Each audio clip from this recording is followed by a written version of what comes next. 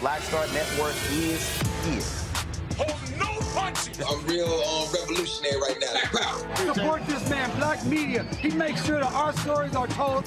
Thank you for being the voice of Black America, Roland. Stay black. I love y'all. All momentum we have now, we have to keep this going. The video looks phenomenal. See, this difference between Black Star Network and Black-owned media and something like CNN. You can't be Black-owned media and be scared. It's time to be smart. Bring your eyeballs home. You dig?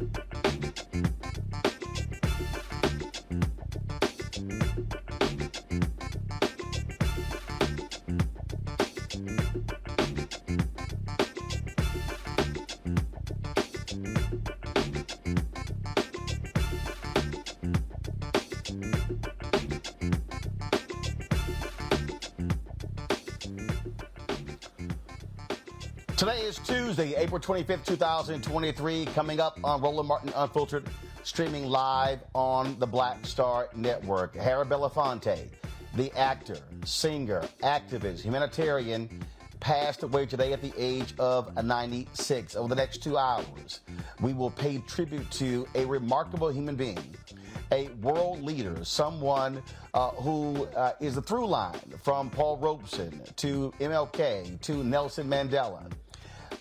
All the things that he did, a tremendous life lived, and we will celebrate that life and hear from many people, of course, who knew him well share remarkable stories, talk about his impact, as well as walk through all the amazing things that he did in the 96 years that he walked on this earth. It's time to bring the funk on the special edition of Roland Martin Unfiltered on the Black Star Network. He's got it. Whatever the biz, he's on it. Whatever it is, he's got the scoop, the fact, the find.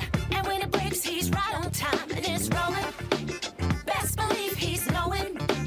Putting it down from sports to news to politics. With entertainment just for kicks, he's rolling. It's on go, roll, y'all. It's Roland Martin, rolling with Roland now. He's funk, he's fresh, he's real, the best, you know he's Roland Martin now.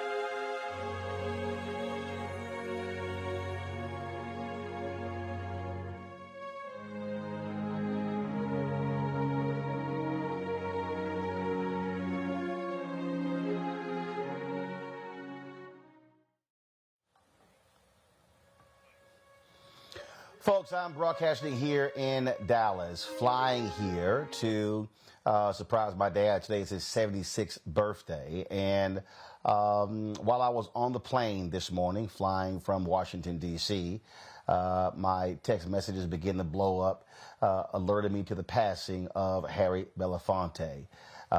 It was extremely sad to get that news of the passing of Mr. B. For the past 11, 12 years, we struck up a great friendship there in our Black Star Network studios. You see a portrait that I commissioned of Harry Belafonte. We have, it has been draped in black right there to recognize his passing. That portrait right there speaks to how much I felt about him, that I wanted to honor him and his life and his legacy and what he has stood for in our studios. He was one who was committed to African Americans and the African diaspora.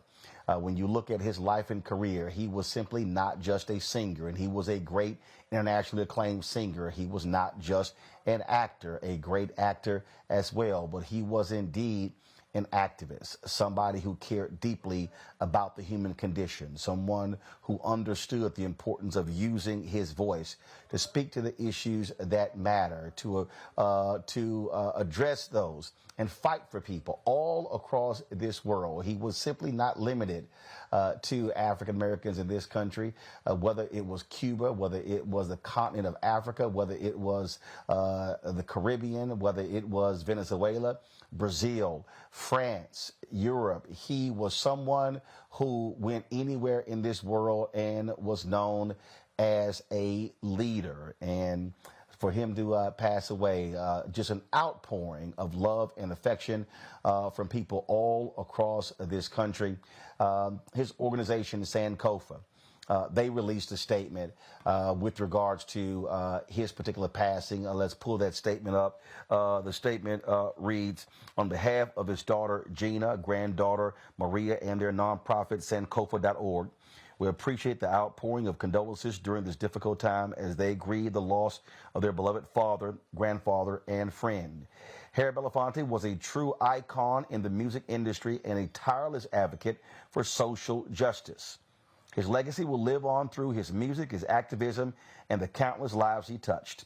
The family and organization would like to thank Harry Belafonte's fans and supporters for their kind words and condolences. The world is mourning a legend, but a family is grieving the loss of their patriarch. We kindly ask for your understanding and support during this period of mourning. The news broke after about 10 a.m. Eastern. His longtime spokesman, Ken Sunshine, announced his passing this morning at his home in New York City. The cause was congestive heart failure. Several years ago, Mr. B suffered a stroke, but that did not slow him down. He kept moving. He kept being involved. He kept attending various things. But it was about 4 years ago when he withdrew from the public in terms of not attending events. You might remember last year, we covered the 95th celebration. It took place in New York City. He was not in attendance, but he was watching the live stream of that particular broadcast. And but even up until his last days, he was very much involved in the issues that he cared about, constantly pushing the boundaries when it comes to activism, when it comes to his involvement in the arts. He was not someone who shied away from it. Susan Taylor, the longtime Essence leader, would often tell me that her husband, Kefra, they did not live far. Mr. B would often reach out to him, dispatching him to come to his home to do certain things. He was still an incredibly busy man. As we said, of course, the outpouring of love and support across the country. This is a statement released by President Joe Biden that came out about an hour ago. So this is what it says. Jill and I are saddened for the passing of a groundbreaking American who used his talent, his fame, and his voice to help redeem the soul of our nation. Harry Belafonte was born to Caribbean parents in Harlem, New York on March 1st, 1927, when segregation was the order of American society. To our nation's benefit, Harry never accepted those false narratives and unjust boundaries. He dedicated his entire life to breaking barriers and bridging divides. As a young man motivated to find his purpose, he became mesmerized by theater when he saw a performance of the American Negro Theater in Manhattan. As one of America's original breakthrough singers and performers, he would go on to garner a storehouse of first.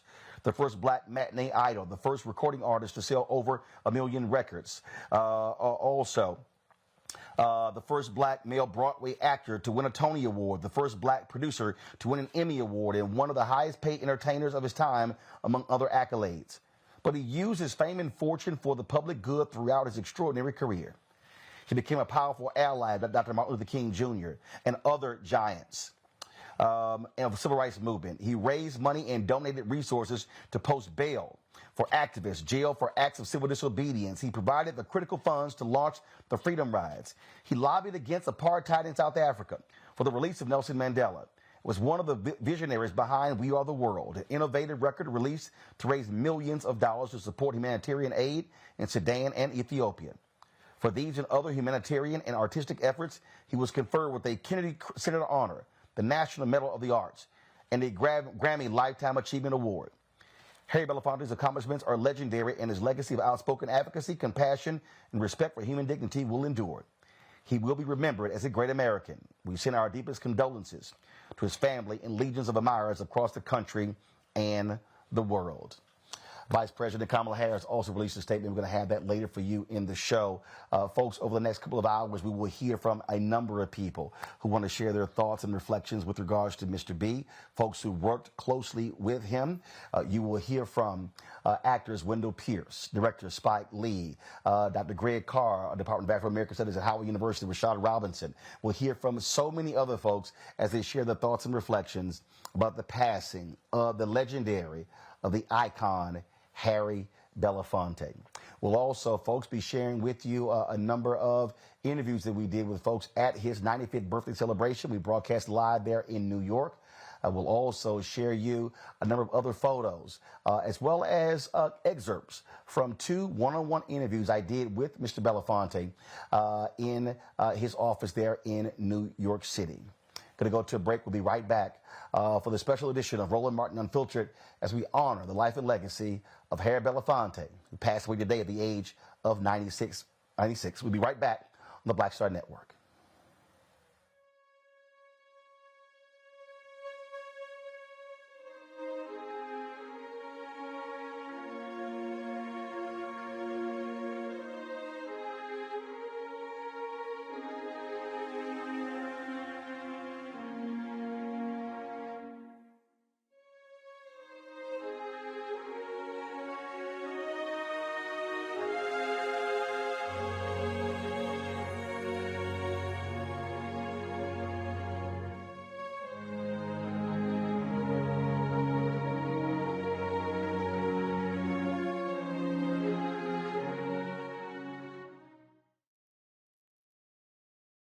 daughter. I didn't know where she was. So I had to figure out how to survive, how to eat, how to live. I don't want to go into the details because she's here, first of all. She may not want me telling that story. But possession of her, the family broke down, fell apart. I was homeless. I had to figure out, I didn't have a manager or an agent or anybody anymore, and I'm the talent. So I got to figure out how to be the agent. I had to figure out, how does business work?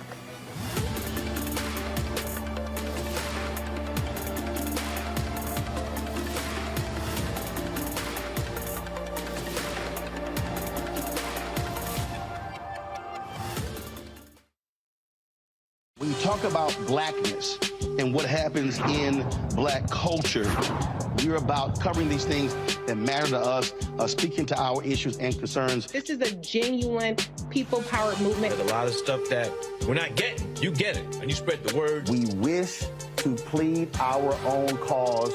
Too long have others spoken for us. We cannot tell our own story if we can't pay for it. This is about covering us. Invest in black-owned media. Your dollars matter. We don't have to keep asking them to cover our stuff. So please support us in what we do, folks. We want to hit 2,000 people, $50 this month, raise $100,000. We're behind $100,000, so we want to hit that. Y'all money makes this possible. Check some money orders. Go to P.O. Box 57196, Washington, D.C. 20037-0196. The Cash App is $RM Unfiltered. PayPal is R Martin Unfiltered. Venmo is RM Unfiltered. Zelle is Roland at RolandSMartin.com. Let's talk about your longtime comrade in arms, Harry Belafonte. He is a tremendous individual, just an amazing life. Why did you want to be here to make sure that you celebrated his 95th birthday? Because a long time ago, when I was a very young chap, he recruited me. He goes to recruiting people. That's what he does. He comes and say, how many people want to walk with him? You know, there's an event, there's an issue, you know. I say, he says, I walk with Mandela, I walk with King, I walk with Malcolm, I walk with all of them.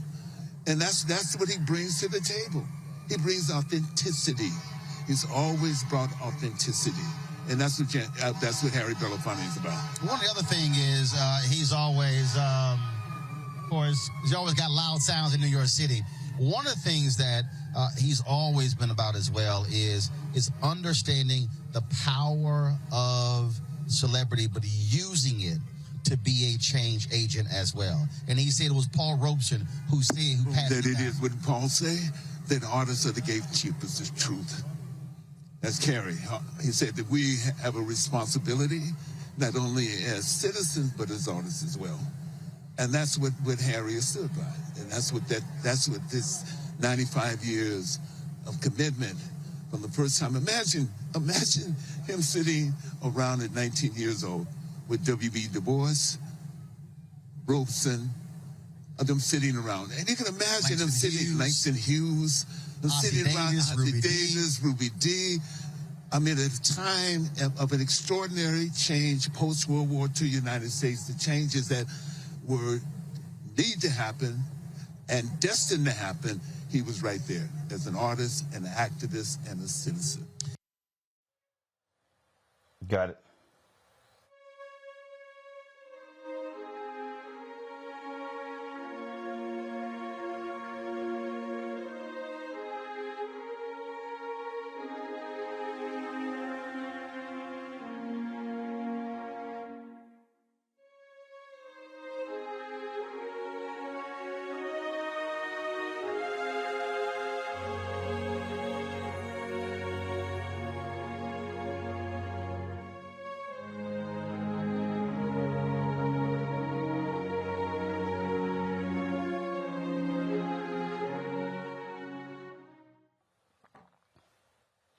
Folks, joining us right now on Roland Martin Unfiltered to remember Harry Belafonte is Angelo Pinto. He is the co-founder of Untold Freedom and an activist in residence at Yale University. Rashad Robinson is the president of Color of Change. We also have Dr. Greg Carr, Department of Afro-American Studies at Howard University. Glad to have all three of you here.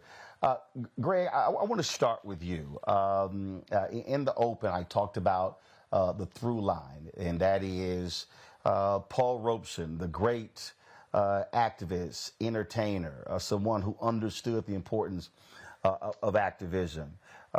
He was a mentor to Harry Belafonte. So when you think about Harry Belafonte, again, living 96 years, he is the connect from Paul Robeson to Dr. King to Nelson Mandela and to so many others. This is someone who you cannot just say, oh, this is somebody who was just busy in the 50s and 60s. His activism, being on the front lines, extends to present day folks in Hollywood, Jesse Williams, Jamie Foxx, Seth the Entertainer, and so many others. Absolutely. He is the through line. First of all, condolences to the entire family, his wife, his children, his grandchildren, to the entire community, to you, Roland. I know you knew him very close to Mr. B. Happy birthday to your pops, by the way. That's a beautiful thing. Yeah, man, Harold George Belafonte Jr.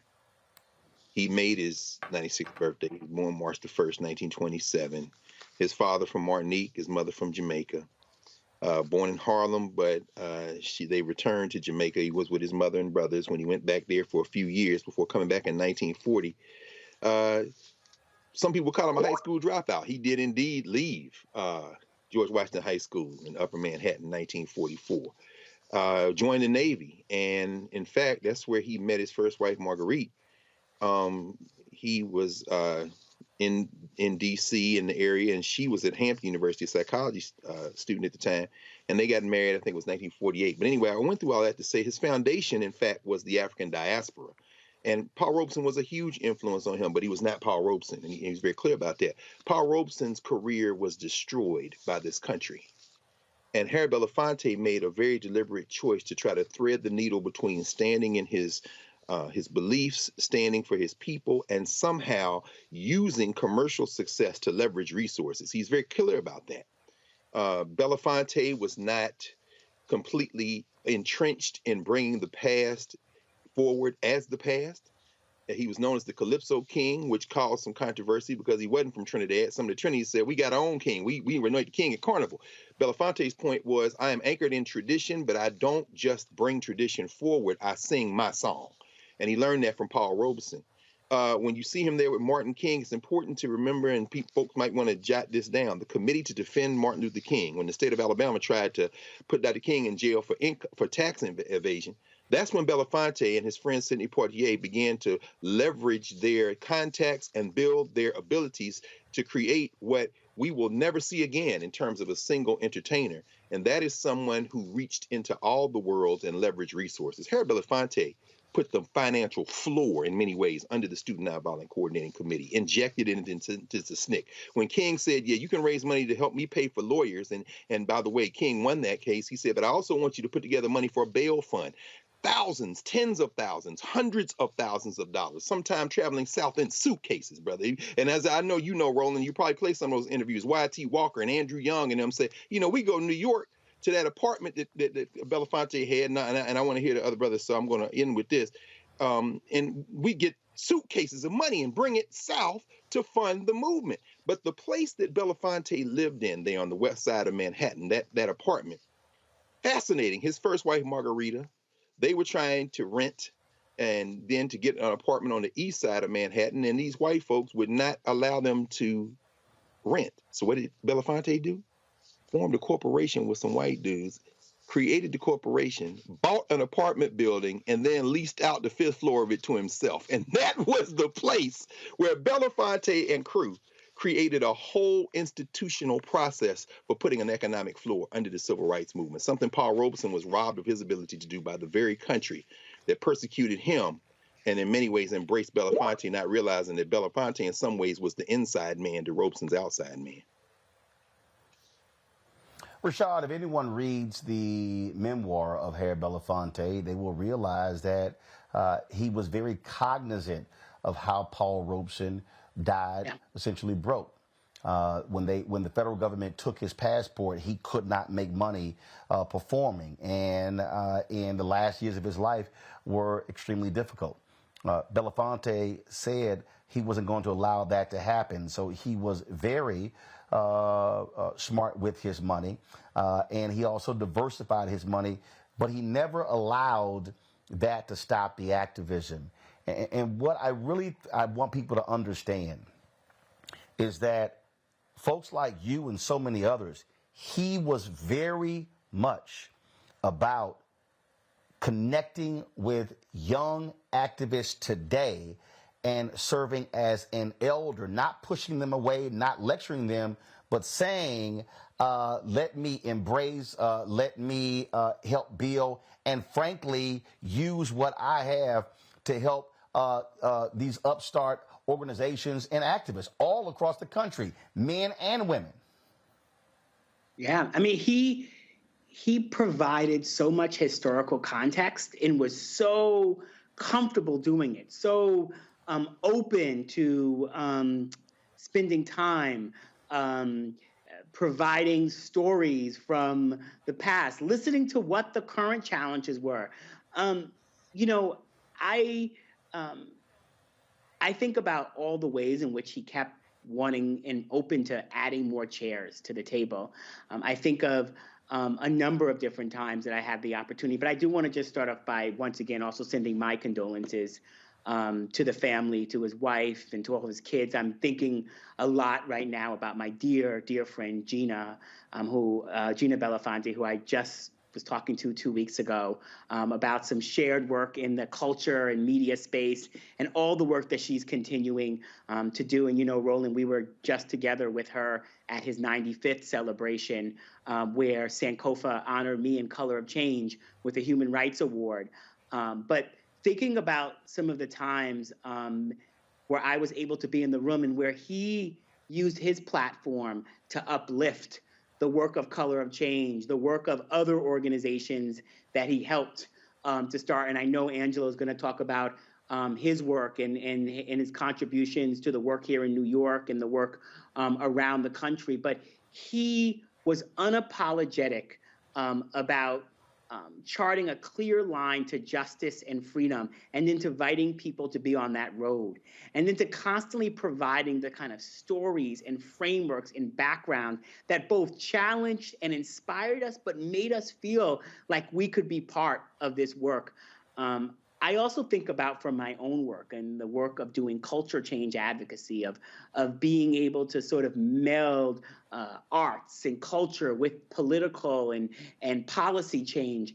And there was just no one who did more to show us what was possible, to create possibility models than Mr. B.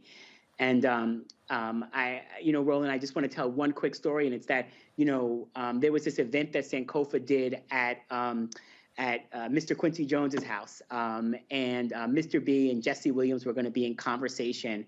And I get to the event early. Raul and Gina, who were running Sankofa together at the time, invited me, Raul Roach and Gina Belafonte, and invited me to come a little early to spend time with Mr. B. And so I get there and I see Mr. B, and he was like, "So what are you going to say when you open up the program?" And I was like, "Well, I don't think I'm speaking." And they're like, "Oh, you are definitely speaking at this program." And I had this moment of like, well, you don't want to go before Mr. B, and you don't want to follow Mr. B. And so there was just no way to win there. I remember that night because it was a who's who in Black Hollywood, from Danny Glover and CCH Pounder and Michael Ealy and Rosario Dawson and John Legend, and so many other people were in that room listening to the work of Sankofa, listening to Mr. B's stories of justice, but also uplifting other organizations who were working at the time and working for justice, including mine. The idea that he was constantly thinking about the next generation, thinking about the platforms he uplifted, thinking about the way the work was constantly evolving and being willing to be in those conversations is inspiring. And I think it's a story for all of us doing this work together today. I'm a reminder of our responsibility to continue to think about those who are coming behind us, not only what we do, but what we leave behind. Angelo, the point Rashad made there, I think, really is important in terms of the commitment to activism. The reality is he challenged today's young artists to do more. He was not someone who accepted folks saying, hey, you know what, I'm busy singing, I'm busy acting, I'm busy with all of this here. No, I mean, I saw him literally challenge folks to say, you can do more. You are more than just a singer or an actor. Yeah, it's interesting because Mr. B challenged everybody. There was nobody that Mr. Belafonte encountered, even us as young activists for the first time, who he would challenge us in our activism and the work that we were doing and how we thought about the work. But I remember when Trayvon Martin happened and he thought to challenge Jay-Z and other artists because he felt like they weren't doing enough. They weren't using their platform to raise the issues of our time. And not to attack individuals, but I think he was sophisticated enough to understand that his voice would impact those individuals. And if you look at the trajectory of time from those moments, individuals began to use their voice to make a difference for our people. So I think Mr. B was tremendously sophisticated at understanding how he used his voice. Of course, folks talked about how he knew how to use his celebrity to influence the movement. And he was a social architect in that way. But I think the other piece of what he was always intentional about doing was connecting more people to the movement. He had been so connected to the Robesons, to the Kings, to the Mandelas, that he understood how we were all interconnected and how even movements of 20, 30, 50, 100 years before us was connected to the work that we were doing now. He knew that more people involved in the movement was precisely what we needed. And not only did he nurture us as young activists, and we used his office like it was our apartment during the Eric Garner uprisings and so many other movements that we were paying attention to in New York and throughout the country, but he connected us to other activists around the nation. When Trayvon Martin happened, he brought Philip Agnew and the Dream Defenders to New York City. And that's where I first met Phil, you know, sitting down in New York City, having dinner, celebrating Mr. B for his birthday. He believed in us and valued our work. And he often would say that he wouldn't trade in his life for anything. He got to be next to the most impactful people and the people that he felt like were changing the world. And he did that with us, even throughout his life. He brought us close. He realized that he needed to nurture us. And I think there was a part of us and our work and our commitment to social justice that also nurtured him. And for me, we constantly got to be close to a pillar, to a museum who was so intricate at moving Black life forward that I think sometimes we forget. And it's great today that we get to take pause and reflect on the life of Mr. B. I was watching Sing Your Song today because I said, you know, let me watch this documentary again that chronicles some of Mr. B. And he never let us forget Robeson. And he mentioned that as a young theater, a thespian, Robeson came to visit him and he said to him, if you get them to sing your song, they will ask and be inquisitive about who you are. And I think Mr. B leaves that mark on all of us to sing our song, to live in our purpose, and to live in our gift. And that's the place from which we transform and change the world. And he's a true testament and embodiment of that. And he left his hand on all of us to do that as well. Just hold tight 1 second. Got to go to a break. We can't come back more on the life and legacy of the great Harry Belafonte. You're watching this tribute right here on Roland Martin Unfiltered on the Black Star Network.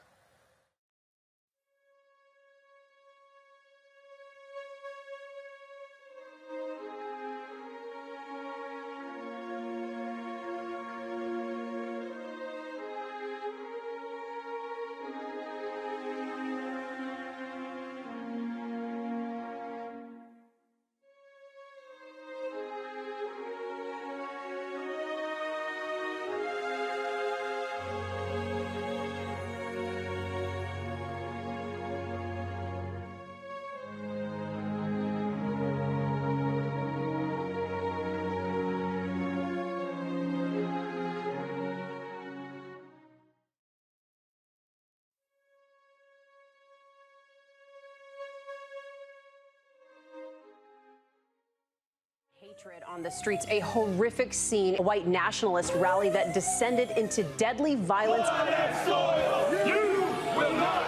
White people are losing their damn minds.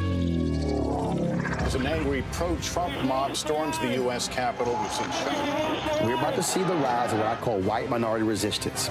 We have seen white folks in this country who simply cannot tolerate black folks voting. I think what we're seeing is the inevitable result of violent denial. This is part of American history. Every time that people of color have made progress, whether real or symbolic, there has been what Carol Anderson at Emory University calls white rage as a backlash. This is the rise of the Proud Boys and the Boogaloo Boys. America, there's going to be more of this. Here's all the Proud Boys, guys. This country is getting increasingly racist in its behaviors and its attitudes because of the fear of white people. The fear that they're taking our jobs, they're taking our resources, they're taking our women. This is white fear.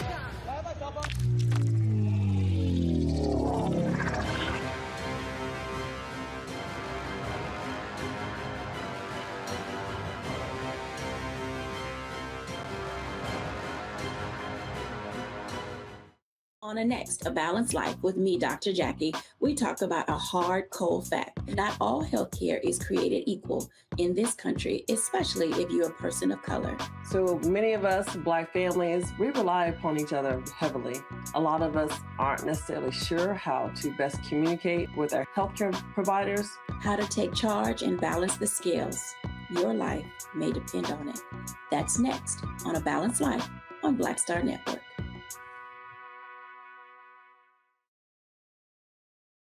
Joining me now, she popped in a little bit early. They should have walked the red carpet. Is one of his daughters, Gina Belafonte. What's happening? What's up? What's up? Peace, y'all.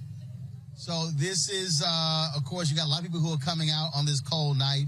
And just how important was it for you, Sankofa, to do this, to celebrate and to see folks want to celebrate your dad?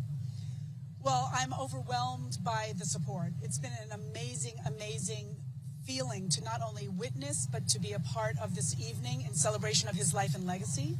And also, not only is it his 95th birthday, but it's the 10th anniversary of Sankofa.org. And you were there from the beginning of that too. And it has grown. I'm excited for people really understanding what it is that we do and championing us to continue to do the work. What folks don't realize is your dad does not know what retirement means. I talked to Susan Taylor a lot, and she said that he's always calling Kefra Burns, her husband, over. He always has notes. He always has things that he's working on. He's got book projects, documentary projects, and so 95 has not slowed him down. Not at all. I had to run a show with him, and I told him who was coming, and I told him what I was saying. I left a few surprises for him because he will be watching this tonight, and I wanted to just have my daughter come over. This is Hello. Granddaughter Maria, and she's here celebrating. She also works with us at Sankofa.org. She runs our social media. She helps me get all the T's and the I's dotted and crossed. And she also is a budding and wonderful director in her own right, an actress. And I'm just really excited that we were able to have generations in the hall tonight. So he would not let y'all do this on your own? What do you mean? We did it on our own. Yeah, but you still had to run all that stuff by him.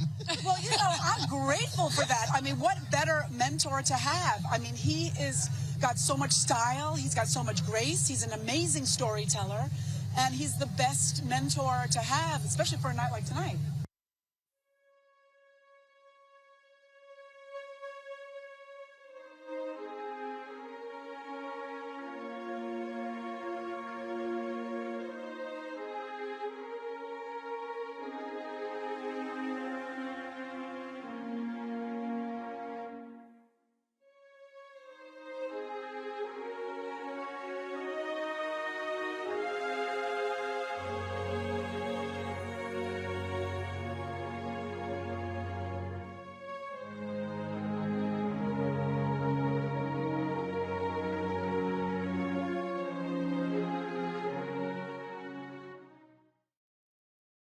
Across, you're combining music and art dealing with social justice.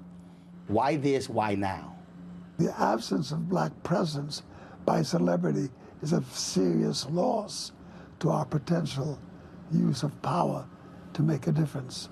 So I invited all the artists I could think of to come for a two-day festival down in Atlanta to celebrate criminal justice as a festival. It's called Many Rivers to Cross, based upon a great song.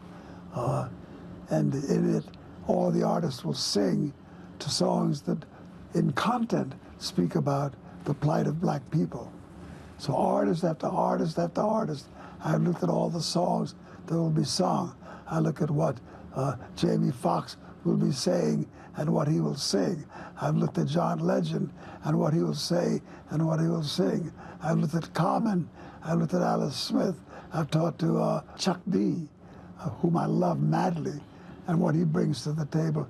And I think those who come will be more than rewarded with what they see of black presence speaking to these issues. I also add this, and I'll be through on this subject, it is that what also surprises me is the number of artists that told me no. Really? Oh, yeah.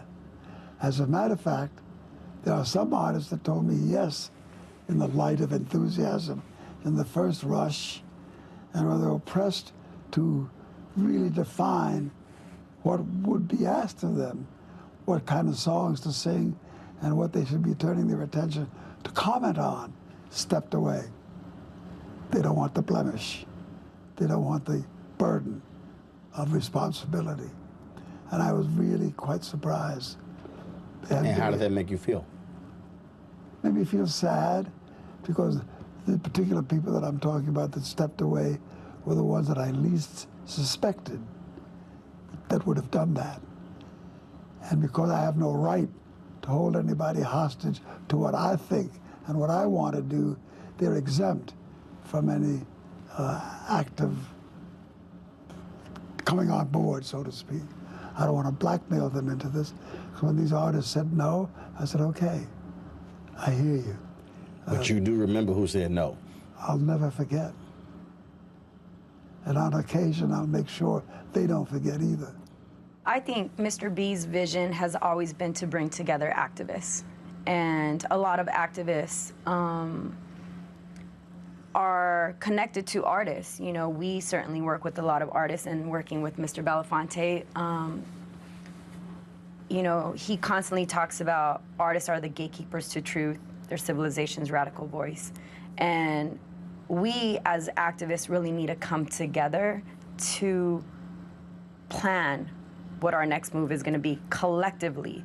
We need a black and brown agenda, and we need a strategy in order for implementation, because we are now going to be moving into a different cycle where there are some very negative implications in our communities because of it. And so I think right now, this has been planned, I think, since Mr. Belafonte has always talked about this. And for me, it's exciting to see that it's now happening. And so I think it's an opportunity for us to also share a stage with artists and also build relationship with artists who can use their platform to amplify the work that we're doing on the ground. Carlos, there's also another dimension to this why now, why at this particular moment. Right. Because here and now we've never had the issues clearly and sharply drawn as they are today. We've never had a black president before that had a backlash. We've never had a president that has had the kind of backlash that Barack Obama has had.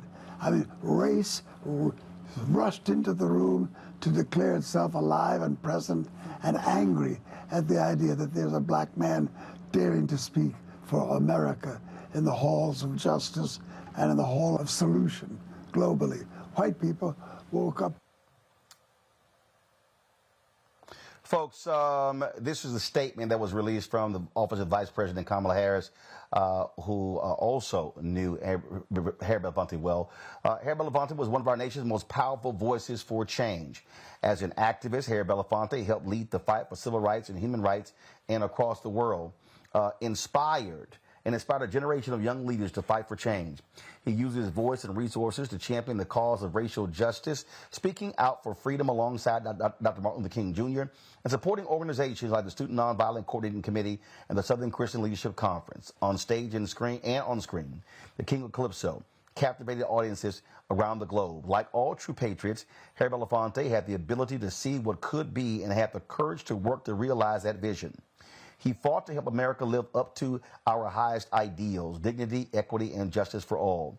For years, it was my honor to call Harry a dear friend and rely on his wisdom and counsel. America has lost a giant. Today, Doug and I are praying for his family and loved ones. One of the things that I think is important here, Greg Carr, for people to understand is that Harry Belafonte was not one who was afraid to challenge America, to challenge political leaders. He was extremely vocal against President George W. Bush when it came to war, and he challenged black leadership to also do more for African Americans, for the African diaspora. He absolutely did. You mentioned in the opening, as you opened, you mentioned Venezuela, for example. Harry Belafonte, our brother Danny Glover, and others went and met, had a long meeting. It was around 5 or 6 hours at one session with Hugo Chavez, who is a hero to a number of people around the world, and who is, of course, widely excoriated by white nationalists and others who don't know much about international politics here in the United States. And Mr. Belafonte at the time, in kind of pushing back against the Bush administration, said, you know, Bush is a terrorist and he should be locked up.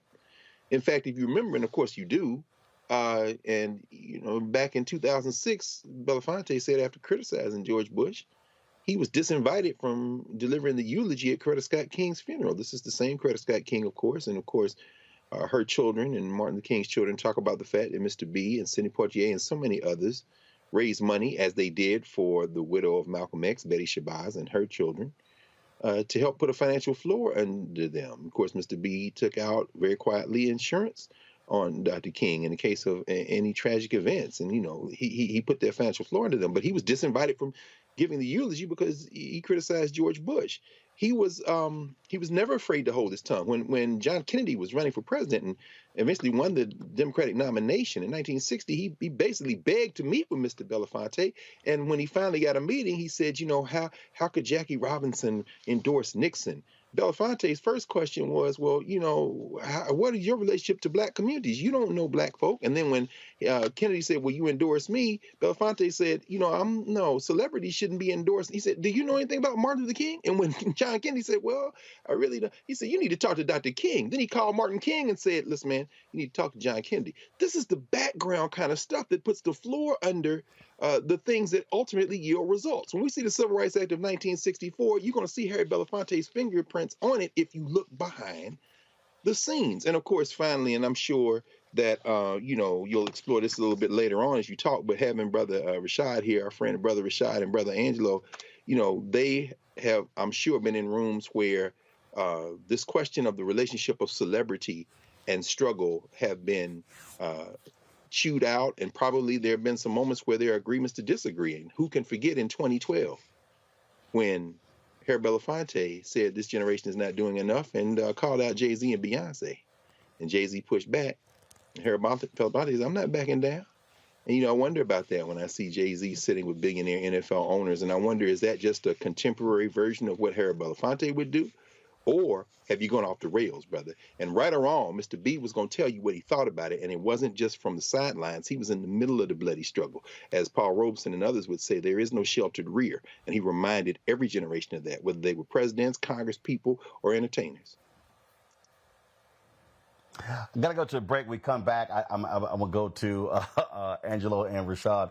I want to talk about that because Mr. B and I, we did talk about his criticism of Jay-Z and others.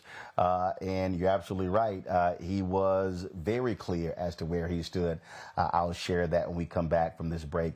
Folks, you're watching a special tribute to the life and legacy of Harry Belafonte right here on Roland Martin Unfiltered. on the Black Star Network.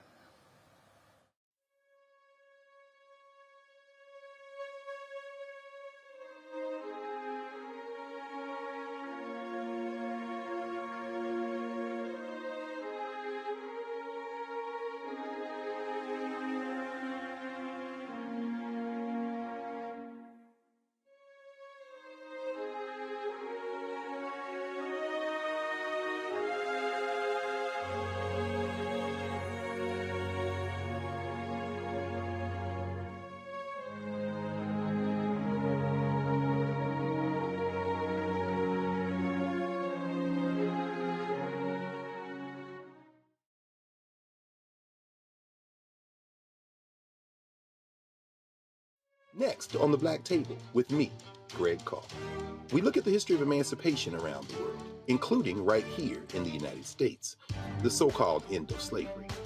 Trust me, it's a history lesson that bears no resemblance to what you learned in school. Professor Chris Manjapra, author, scholar, amazing teacher, joins us to talk about his latest book, Black Ghost of Empire, The Death of Slavery and the Failure of Emancipation. He explains why the end of slavery was no end at all, but instead a collection of laws and policies designed to preserve the status quo of racial oppression. The real problem is that the problems that slavery invented have continued over time, and what reparations are really about is saying, how do we really transform society, right? And stop racial violence, which is so endemic. What we need to do about it on the next installment of The Black Table, right here on the Black Star Network.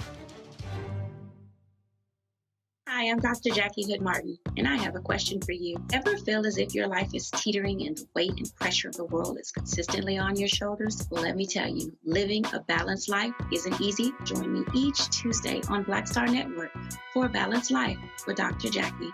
We'll laugh together, cry together, pull ourselves together, and cheer each other on. So join me for new shows each Tuesday on Black Star Network, A Balanced Life with Dr. Jackie.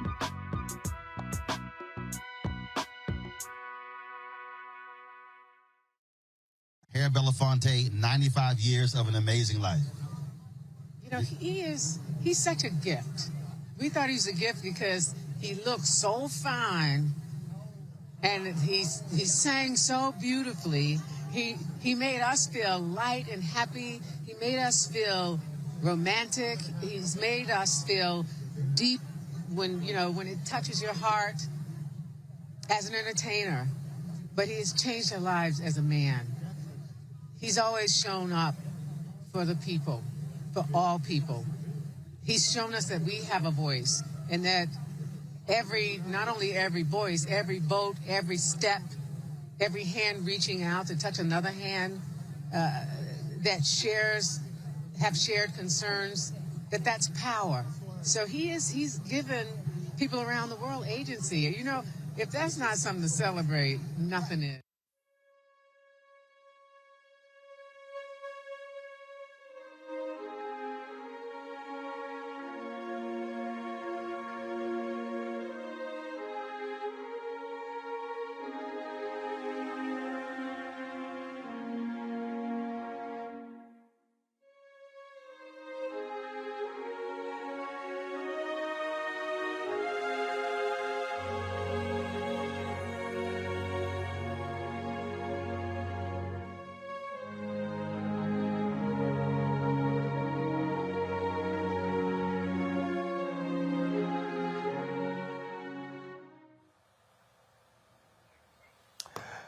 Rashad, is interesting. So Greg brought up that contentious little beef squabble that was there between Mr. B and Jay-Z. And so here's what was interesting. Cause, oftentimes Mr. B we would talk and he would say, when are you coming to see me? And I would be like, all right, just let me know when. I'll hop on the train to come to New York. So I go to New York and we're in his office, we meet, and then we later go out to dinner. And so we were sitting in his office, and I remember, bringing up the whole Jay-Z. And he goes, fuck Jay-Z. I don't have time for this shit. I got real issues to be focused on. And I cracked up laughing. And then, of course, later, Remember Jay-Z, of course. And he told me what happened. And he said he was somewhere and someone asked him a question. It was a news conference. And so he answered the question. He said, look, you asked me a question, I'm going to answer the question. Jay-Z, of course, later makes reference to that in one of his songs. They later reconcile. They actually sit down. They talk. They visit numerous occasions. Because I remember it was a comment Jay-Z made about his presence was charity. And that rubbed a lot of people the wrong way. But it was one of those things where they actually sat down and talked and communicated. And that's the thing. Harry Belafonte was someone who had no problem picking the phone up and saying, let's talk about these things, about these issues. And that was something that I think was critically important. So everybody, of course, people love talking about the beef, but they don't want to talk about really the conversations and the learning and the educating and the dialogue that happened after that issue. You know, Roland, actually, that is such an important point. And I think that that in some ways is so much kind of undergirds how I think about Mr. B, because he had so much standing because he was constantly doing the work. And he was doing the work when there were no cameras, when there were no reporters, when there was no publicity. He was constantly doing the work. It is actually so kind of appropriate and eerie. Just yesterday, I was in D.C. Doing a meeting at the Department of Transportation with the Secretary of Transportation about traffic stops and the role of police and traffic stops and public safety and the history of driving while black. And there's, you know, a number of stories. If you read Mr. B's memoir or any of his stories, he talks about going to the South and with Mr. Portier, and talks about this sort of driving while black in those places, being a black person in the car with white folks. But actually, it was interesting because I was there with Ambassador Patrick Gaspard, who was the former ambassador, U.S. ambassador to South Africa. And Mr. B just always comes up in conversation because he was always there. And Patrick had a really great relationship with Mr. B as well. And Patrick and I were just randomly talking about this building that I used to live in up on 106th Street in New York, this old building that had been organized. And I said, I heard through the grapevine, Patrick, that you organized that building when you were a young tenant organizer before you went into labor unions. And he said, yeah, I did. I said, you know, I rented from this older black woman who had gotten that building when the tenants got to take it over, and she only wanted to rent to black folks. So when I moved up there and she saw me and she was like, I will rent this building to you. And I didn't quite, you know, have the credit at that time to live in that neighborhood. And so I talked about that building. He said, you know how I organized that building? And I said, no. And he said, all of that work was funded by Mr. Belafonte, was funded by Harry. And I was like, yeah, of course, that makes sense. He's like, he would give us money to do all sorts of organizing up there up in Harlem, up in Morningside, that whole Upper West Side area where black Haitian immigrants, black Americans, folks from Jamaica and the Caribbean and other parts of the Caribbean were all living, and people were trying to own those buildings or trying to fight back against sort of harsh treatment from tenant organizers. So he just constantly showed up. And so the story about sort of that he had standing to critique the artist of today, but then he was going to do the work behind the scenes to engage them, to be in conversation, because he was constantly doing the work, not seeking the publicity, but understood the platform that he had, understood the role that he in his presence could provide. But for Mr. B, it was always about building power. And I have learned so much by watching him. I'm so inspired by him, but also so inspired by what it means to do the work when no one's watching. When you talk about that, not being afraid to criticize Angelo, he was on Democracy Now! with Amy Goodman. And this is what he said about President Barack Obama. He said, I think Obama plays the game that he plays because he sees no threat from evidencing concerns for the poor. He sees no threat from evidencing a deeper concern for the needs of black people as such. He feels no great threat from evidencing a greater policy towards the international community for expressing thoughts that criticize the American position on things and turns that around. Until we do that, I think we will forever be disappointed in what that administration will deliver. In his book, he talked about his mother being poor and talked about just what it did to her. And this was a man who was financially successful, often would vacation in southern France, the French Riviera. But he was always advocating and fighting on behalf of the poor and was not afraid to call anybody out, including the nation's first black president. I mean, I think Mr. Belafonte was genius in that, and I think just down to earth in that he understood what most black folks were thinking or feeling. And I think the sentiments to President Barack Obama were shared by many of us. His presidency, I think for most now, mostly symbolic and lacked some of the substance that we would have liked to see.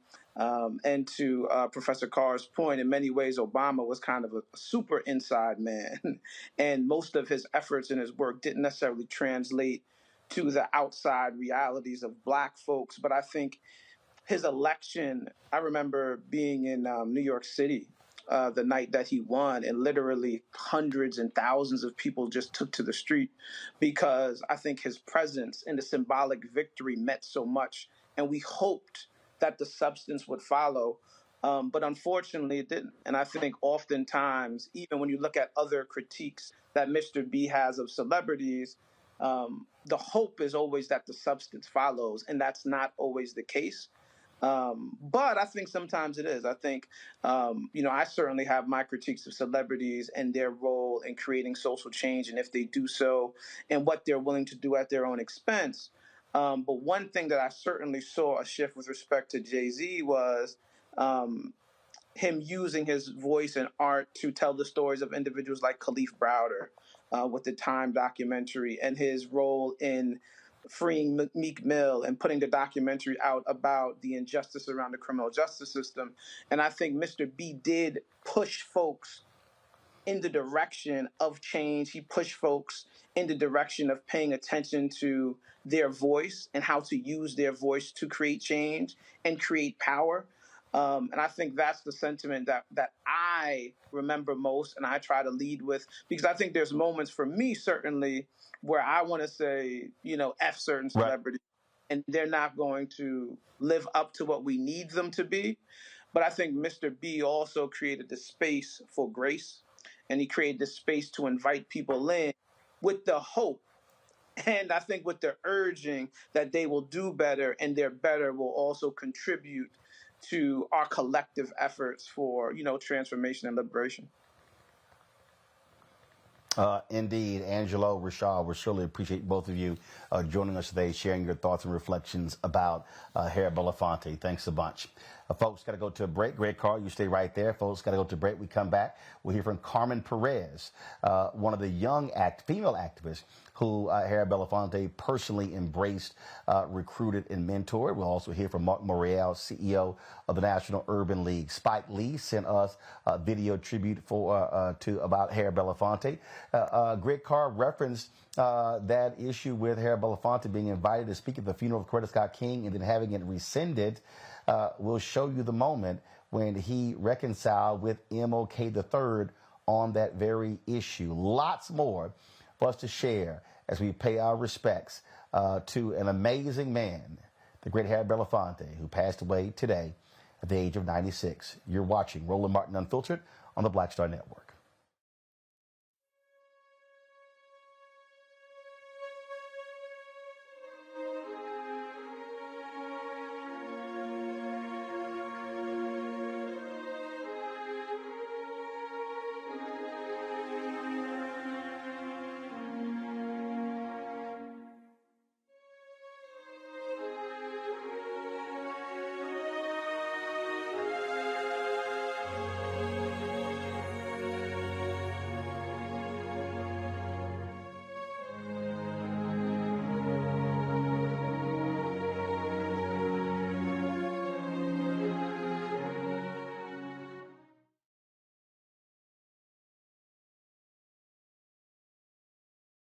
Next, Get Wealthy with me, Deborah Owens, America's Wealth Coach. Dexter Jenkins is a faith-based financial mentor with more than 20 years in the financial services industry.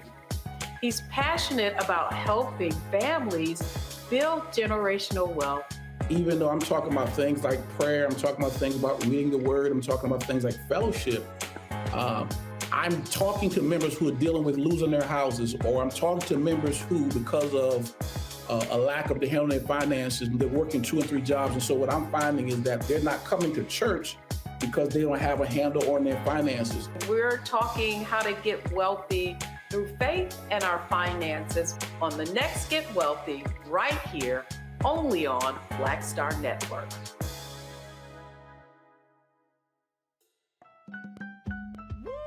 We're all impacted by the culture, whether we know it or not. From politics to music and entertainment, it's a huge part of our lives, and we're going to talk about it every day right here on The Culture with me, Faraji Muhammad, only on the Black Star Network.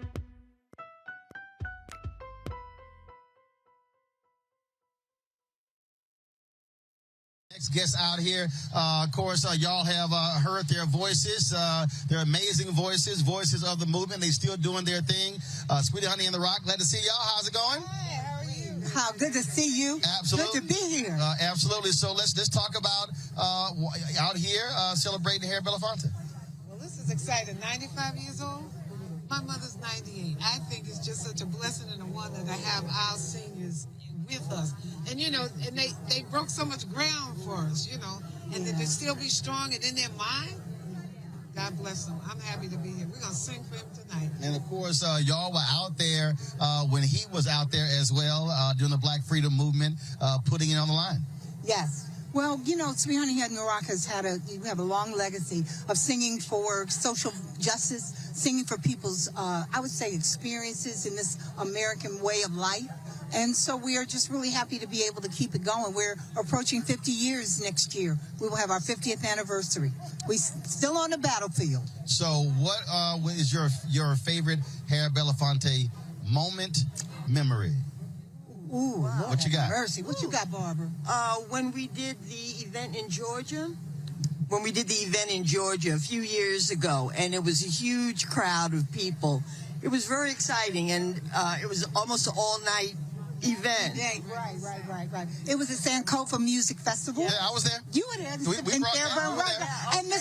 Mr. B sang. Yes. He said, I have not sung in 10 years. I'm singing for y'all tonight. And yes, he did. I got it on my camera. I got it, and I have it on my phone, too. And we also sat down with a lot of young people, and they could ask him questions about his experiences.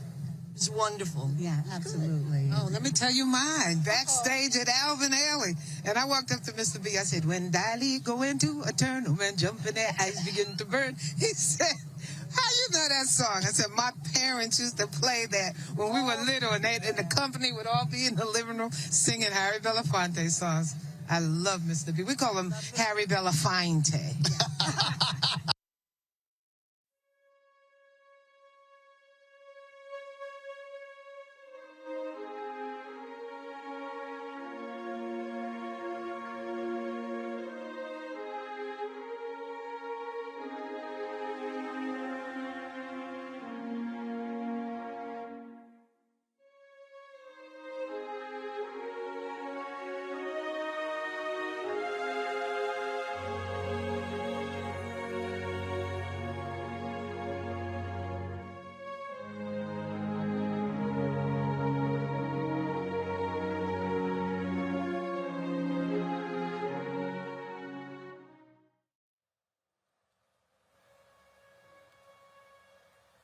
Folks, in our Black Star Network studios, we have placed a black sash over that portrait of Harry Belafonte. It was 7 or 8 years ago, I believe. I was asked to MC a fundraiser at the Apollo Theater for one of Mr. B's organizations.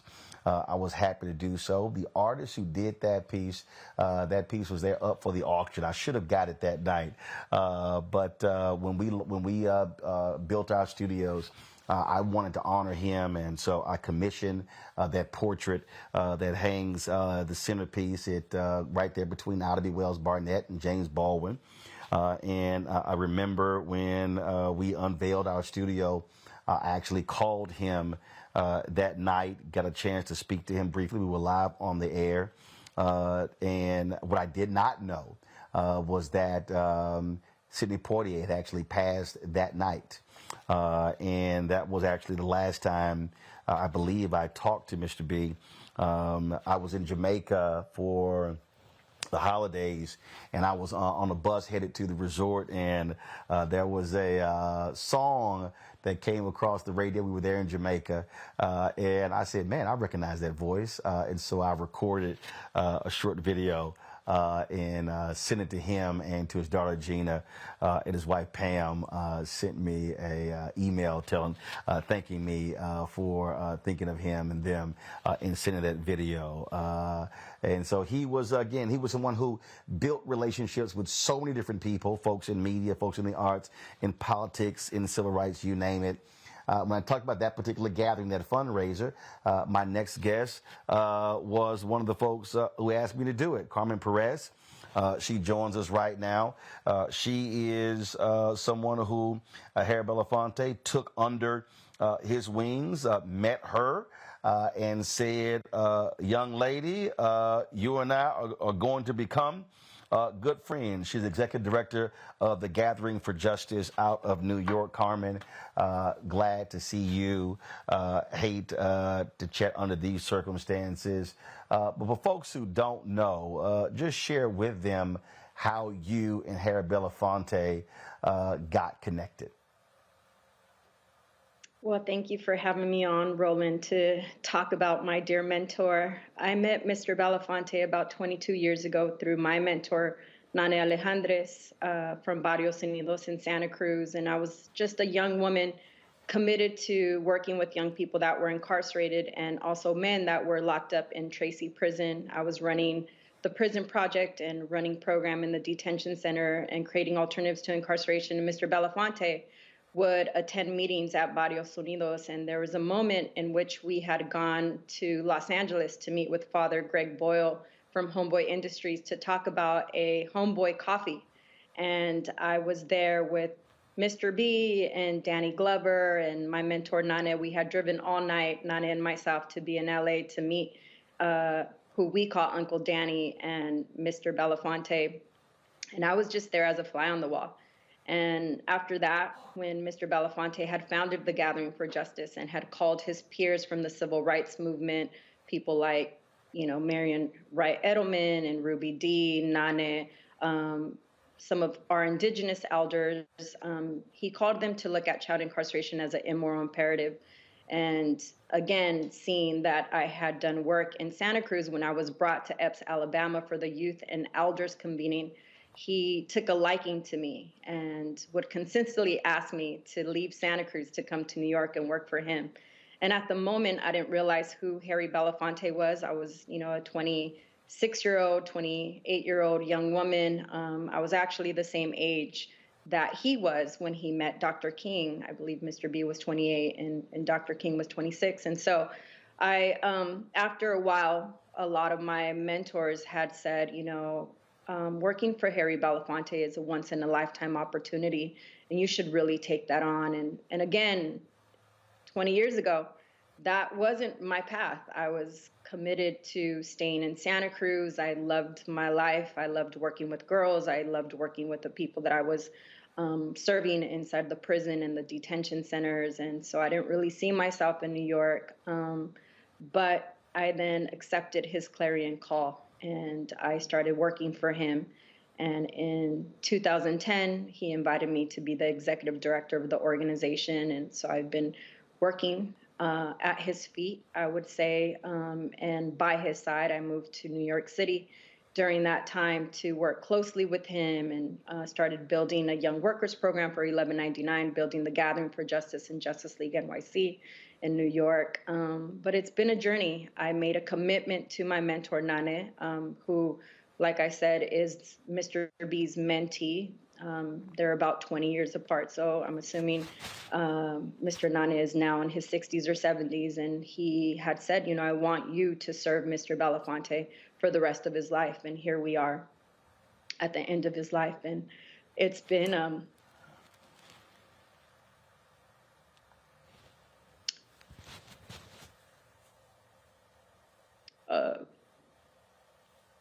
it's been heartbreaking, and you know, my heart feels shattered, but I'm grateful to have sat with the big giant, to have shared stories. I still remember the time in which you were in our office and we were doing a recording and I couldn't really get a word in with Mr. B. He's such a genius.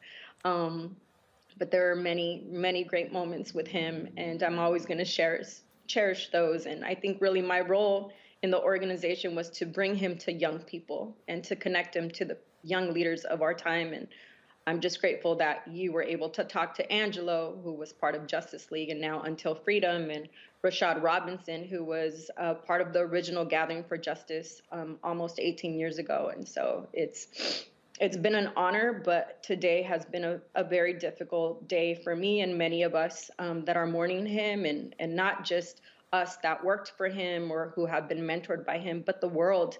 He really touched the world. He left his print, and we're going to carry that legacy on and forward. Mark Morial, President and CEO of the National Urban League. What's interesting is that Harry Belafonte organized a meeting of the elders in Atlanta. And if people watch the documentary, what they'll realize that he says in the documentary that while it was happening, he realized ain't nothing happening in this room. He said, if I am going to have an impact, I need to reach young people like Carmen. And so that was so fascinating that he said, he's like, here I organized this meeting, and then I realized it was a lot of old folk in the room who had done great things, he said, but they had more years behind them and in front of them. And so he understood that I need to be there on the ground, in the streets, talking to the next generation of leaders. And he actually did that at his age, went out to find out where they were, folks like Carmen. It made, thanks, Roland, thanks for having me. It's what made him unique. It's what made him who he was. He supported, he danced to the tune of his own drummer, but his conviction and his sensibilities around civil rights and social justice were cut in the 1950s and 60s when young people, in fact, drove the movement. Dr. King, John Lewis, Whitney Young, Malcolm X, they were young people, so many others, college students and others who sat in the freedom rides. They were young people. And I think when he sat in that room and said, you know what, I've got to impact people who are like we were when transformation and change took place. I don't think it's hard for us to understand by placing ourselves in the times of the 1950s and the 1960s, how much of a risk he and Sidney Poitier and others took. They were not just entertainers. They were they were top-rated entertainers. It was Harry Belafonte, who in 1956, with Calypso, sold more records for an individual artist at that time than anyone in history. It was Harry Belafonte who won an Emmy, who appeared in movies before he was at the March on Washington. Sidney Poitier, an Academy Award-winning, well-known actor, they were at the top of their game, yet their conviction drove them to support civil rights. We can't even fathom the challenges, and they never talked about the criticism they received. They never talked about the blowback he faced, and it certainly was considerable. So Roland, I had an opportunity to interview him for CBS Sunday Morning about 5 years ago on the occasion of Dr. King's, the 50th year since Dr. King's assassination in Memphis. And he was as powerful and as alert and as outspoken and as authentic as he always was. Indeed. Mark Morial, we see you there on the road. We appreciate you stopping by. Thanks, Roland, share, always. Reflections with regards to Harry Belafonte. Appreciate it. Thanks a lot. Carmen Perez, hold tight 1 second. I got to go to a break. We come back. We will have more. We'll also talk to Bernard Lafayette, who was one of the folks involved on the ground and is doing the Black Freedom Movement. He'll join us. We'll also hear from Spike Lee, Wendell Pierce, and many others with regards to Harry Belafonte, who passed away today at the age of 96. You're watching Roland Martin Unfiltered on the Black Star Network.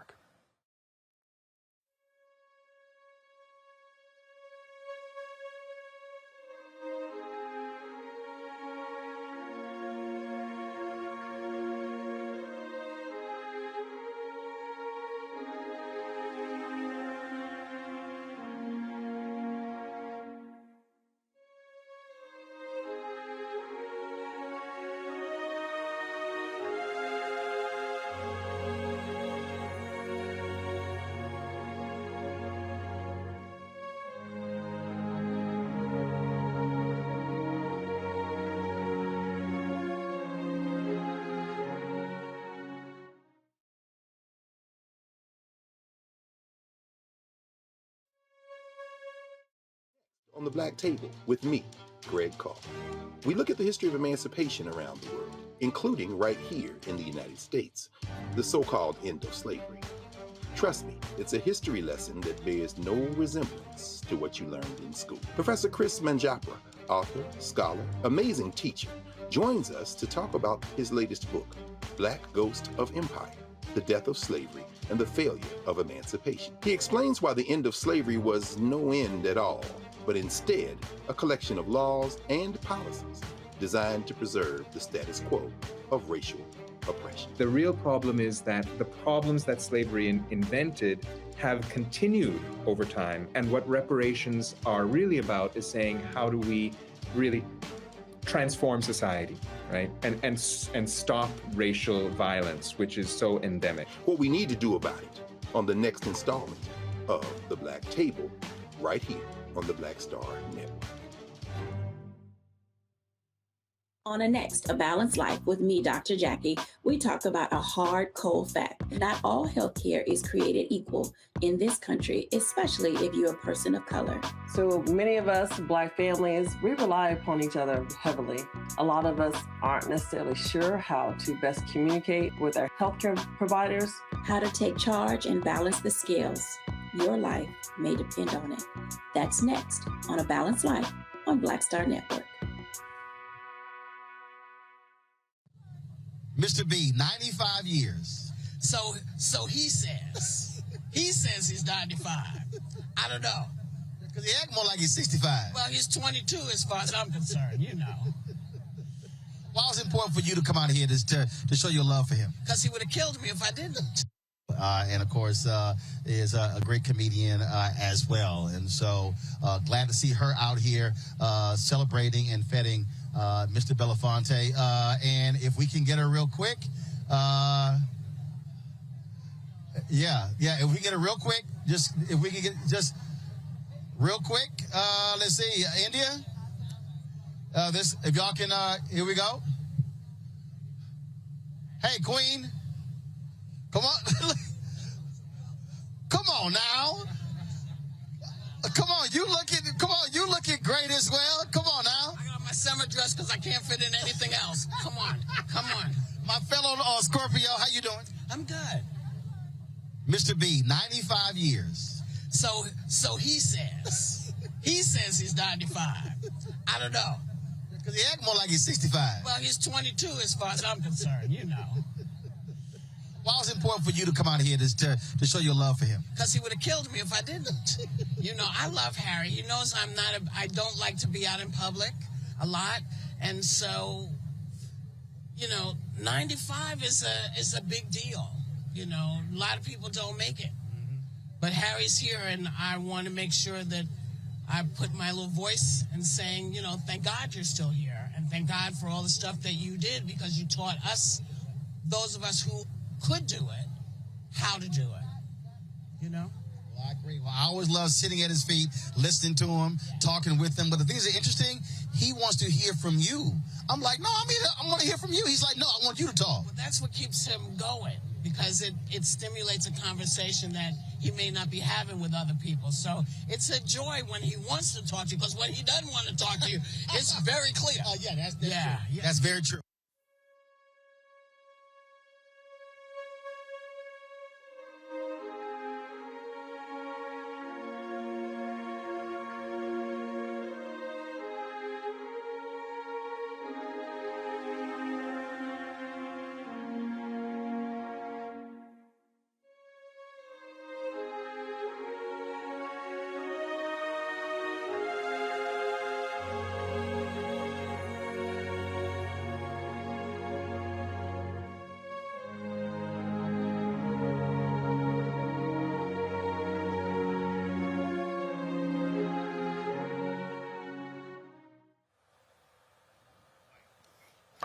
A lot of folks have been sharing their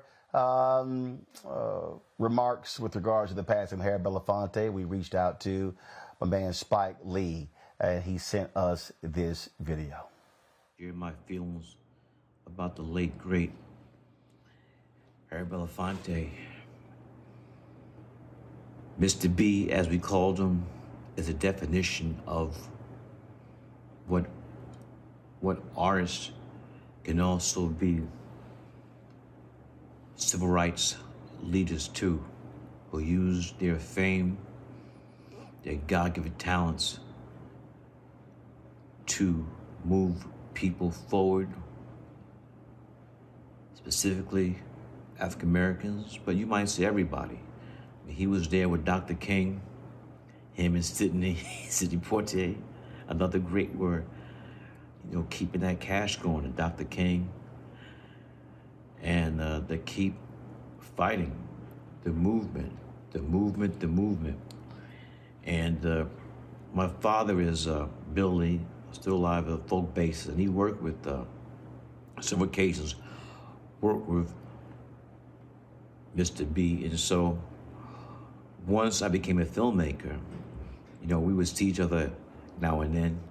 And he'd always say, Spike, can't you let me be in the film one time? You keep giving those roles to Ozzie Davis. And you know Ozzie was tight with Sidney and Mr. B. And finally, Black Klansman, we got to work together. It was one day, but it was a pivotal scene in that film. And the day before, I told the crew, you have to come dressed in your Sunday best.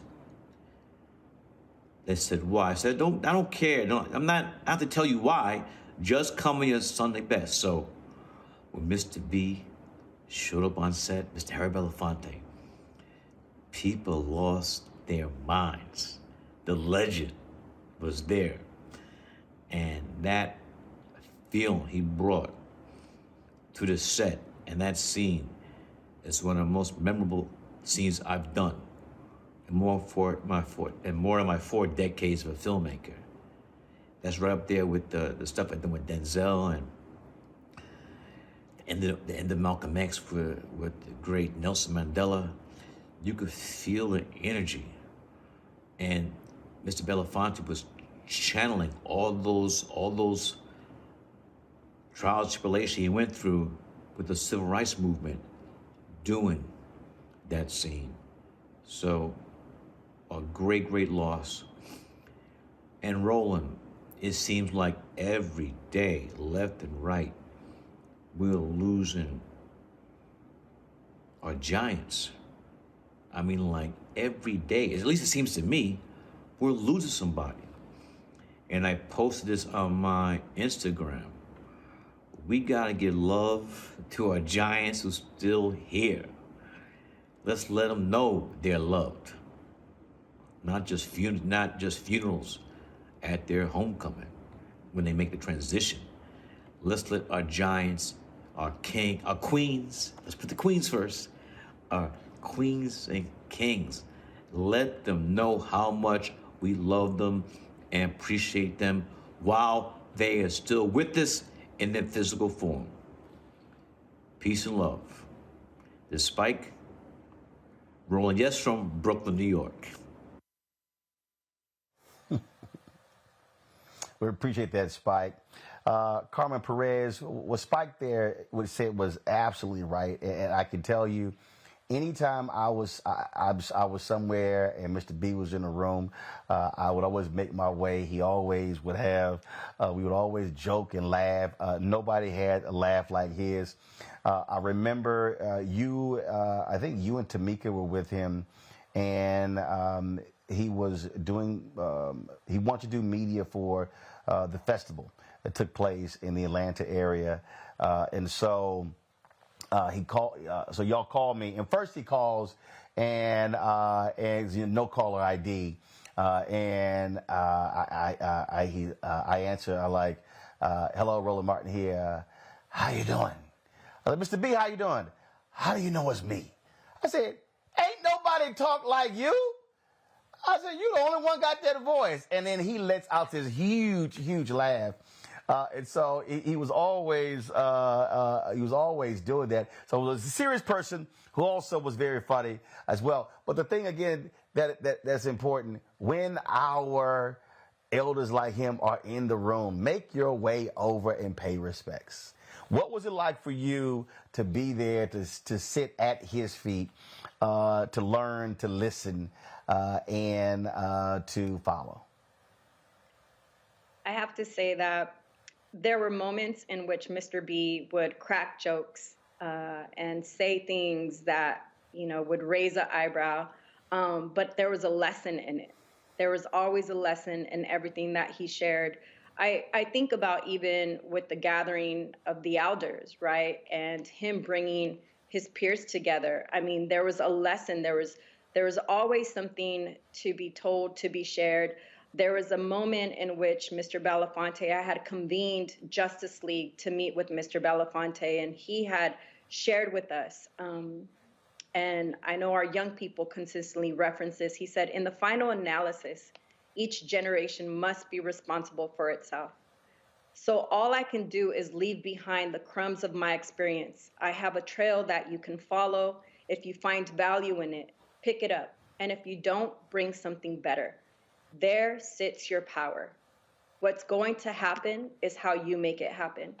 And I will say that, there were moments when I would ask Mr. Belafonte a question, and he would give me a whole historical analysis, starting or dating back to his time with Dr. King, his time with Eleanor Roosevelt, with Russell Means. When we were organizing the Women's March on Washington, he met with us, and I brought all the women that were organizing to him. He said, keep the message simple. When the music is strong, the movement is strong. And so we knew that we needed to incorporate music in everything that we did. His mentor, Paul Robeson, always talked about artists are the gatekeepers of truth, their civilization's radical voice. And so we embodied that in the work that we do at the Gathering for Justice and everything that we did to support other movements.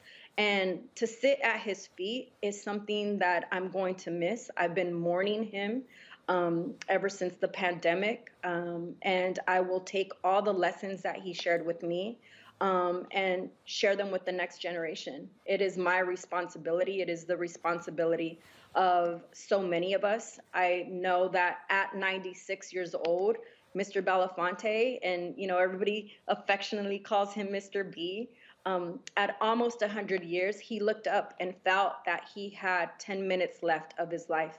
And as he looked back at his life, the question for him that he was asking himself, was that time wasted? And we all know that it wasn't. And it's now our responsibility, those of us who he mentored, who he passed the baton to continue his legacy and the work that he started. And we have to really reach down within ourselves and ask ourselves, where is our moral compass? there was still a lot of work to do. And it's the reason why he lived so long.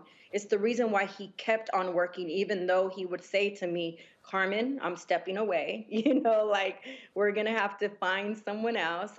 But he kept counseling me. He kept counseling my generation and people that came before me. I connected today with many of the people that were part of the original Gathering for Justice 20 years ago. Carrie Jenkins, I know Dewana Thompson from Woke Vote. You see the fruits of his labor within many of us who he actually invested in. We're out here doing the work that he paved the way for, him and his peers. A lot of the programming that we do, he would talk to me about moments when he sat with his peers and, they read books, they had critical conversations, they drank a little. And so we've created some of those same programs, but to sit at his feet is an honor. I will say when I was younger, there was nothing that I could reference to some of the information that he was sharing with me. When 20 years ago, he sat me in his office and he talked about COINTELPRO. I didn't realize that, 15 years later, I would experience the same thing. And so there was moments when he shared all of these gems with me, this knowledge. I'm grateful for the stories he talked about with, you were talking about Barack Obama earlier and his criticism of Barack Obama. But I also know that Eleanor Roosevelt and him and Mr. Belafonte commissioned a plane that had Barack Sr. on it, a young Barack who came from Kenya to study here in the United States. And so, just knowing how all of this history is interconnected, and he had a part in all of it, not just with the civil rights movement, but the American Indian movement, the Chicano movement. Yep. He was a bridge builder, and that's what I know I'm going to continue to do. I'm going to bring people together. It is my responsibility, and I don't take for granted the time that he's invested in me. Carmen Perez, glad to have you with us, sharing your thoughts and reflections about the great Harry Belafonte. Thanks a lot. Thank you. Going to a break. We come back. We'll talk with SNCC and SCLC leader Bernard Lafayette. Chuck D. Greg Carr is still with us. And I promised to show you the video of Harry Belafonte being honored at the National Action Network, where he reconciled with MLK III after being invited, then disinvited to speak at the funeral of Coretta Scott King.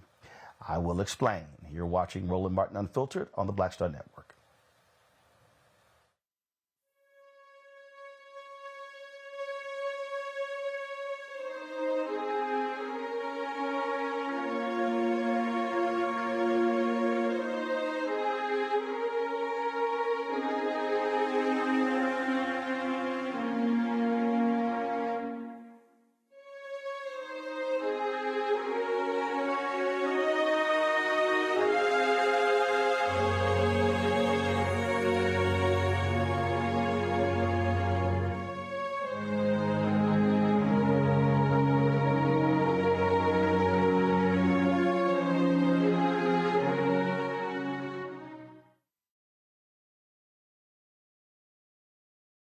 Hatred on the streets, a horrific scene, a white nationalist rally that descended into deadly violence.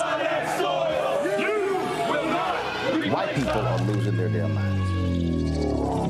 An angry pro-Trump mob storms the U.S. Capitol.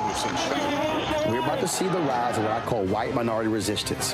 We have seen white folks in this country who simply cannot tolerate black folks voting. I think what we're seeing is the inevitable result of violent denial. This is part of American history. Every time that people of color have made progress, whether real or symbolic, there has been what Carol Anderson at Emory University calls white rage as a backlash. This is the rise of the Proud Boys and the Boogaloo Boys. America, there's going to be more of this. Here's all the Proud Boys, guys. This country is getting increasingly racist in its behaviors and its attitudes because of the fear of white people. The fear that they're taking our jobs, they're taking our resources, they're taking our women. This is white fear.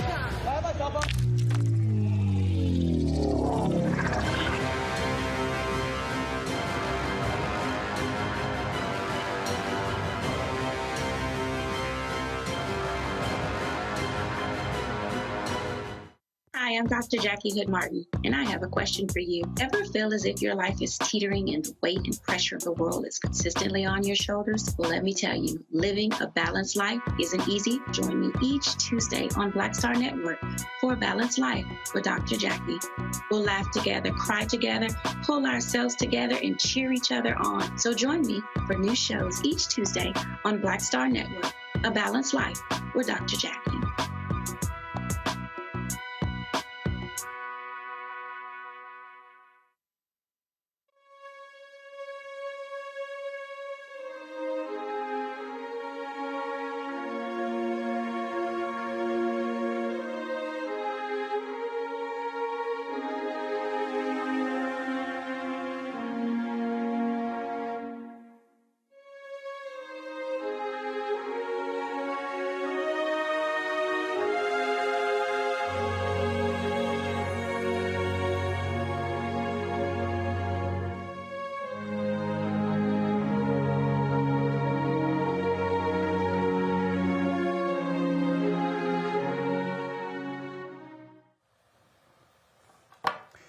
Bernard Lafayette's one of those elders who, when I ease in there, I'm definitely going to go up to him and pay my respects. He joins us right now. He was very much involved in SNCC, the SCLC, numerous groups during the Black Freedom Movement. Bernard, glad to have you here, and I'm sure you crossed paths with Harry Belafonte on many an occasion. Yes, that's true, and it made a big difference to be with him at any time. And I want to say that I'm very sad. I have to admit that I am not ready for him to leave, but I know that we all have to go at some point. But what he left is remarkable in terms of his contribution he made. So one of the first things I want to say is that he is basically responsible for getting the talented celebrities and entertainers together in support of our movement. Had it not been for him, I don't think we would have had the kind of support from our African American entertainers that we had. And he made a difference. And it wasn't the African Americans. I mean, wasn't the African Americans? I'm sorry. Go ahead, Bernard. Go ahead. Yeah, like for example, when we had the Selma March, and we were at St. Jude, it was basically Harry Belafonte who decided that he would have the an event called Freedom Stars, and to help them at St. Jude. That's where we had that meeting before we marched into Montgomery, Alabama.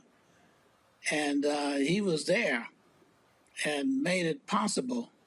And there's some things that people don't know that has to be shared. For example, the stage at St. Jude, it was made out of, boxes that usually you put caskets in. The funeral homes, in other words, contributed to helping to build that stage.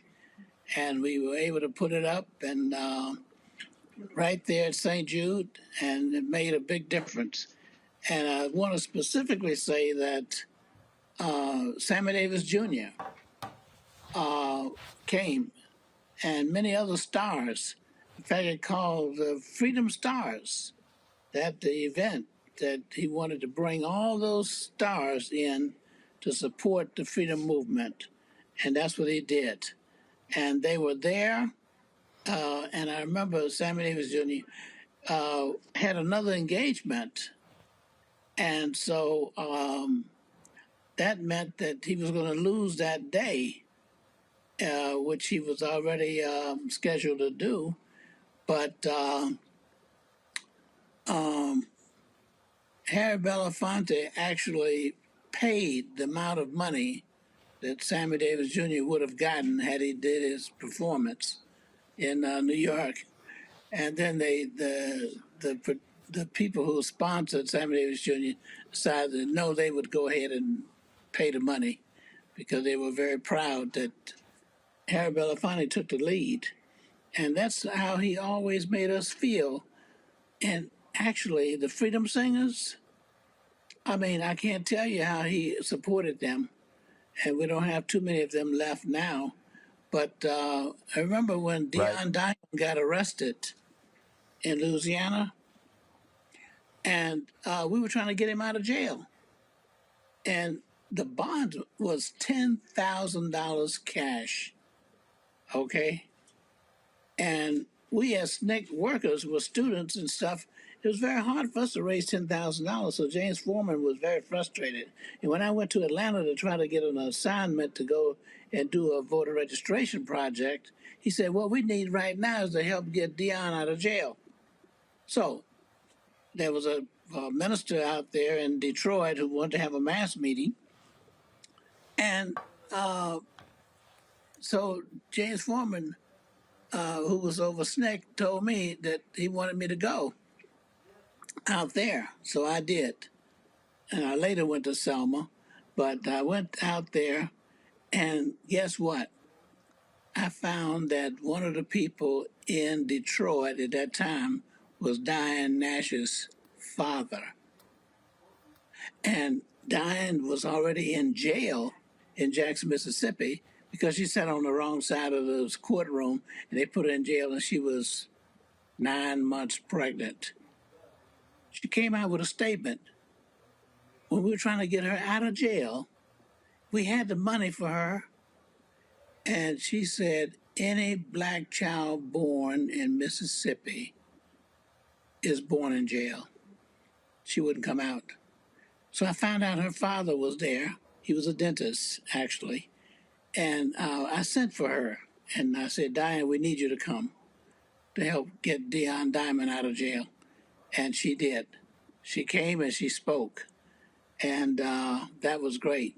In the meantime, Chuck McDew and Bob Zellner had gone to visit Dion, and they'd gotten arrested. They went to visit. And they said, we know it's a conspiracy to overthrow the government in Louisiana because we got all the people there. So anyway, we had to go and raise another $20,000. And Harry Belafonte stepped in. And that's when he invited the Freedom Singers to perform in Chicago, Area Crown Theater. And it was just fantastic. And he helped to make that happen.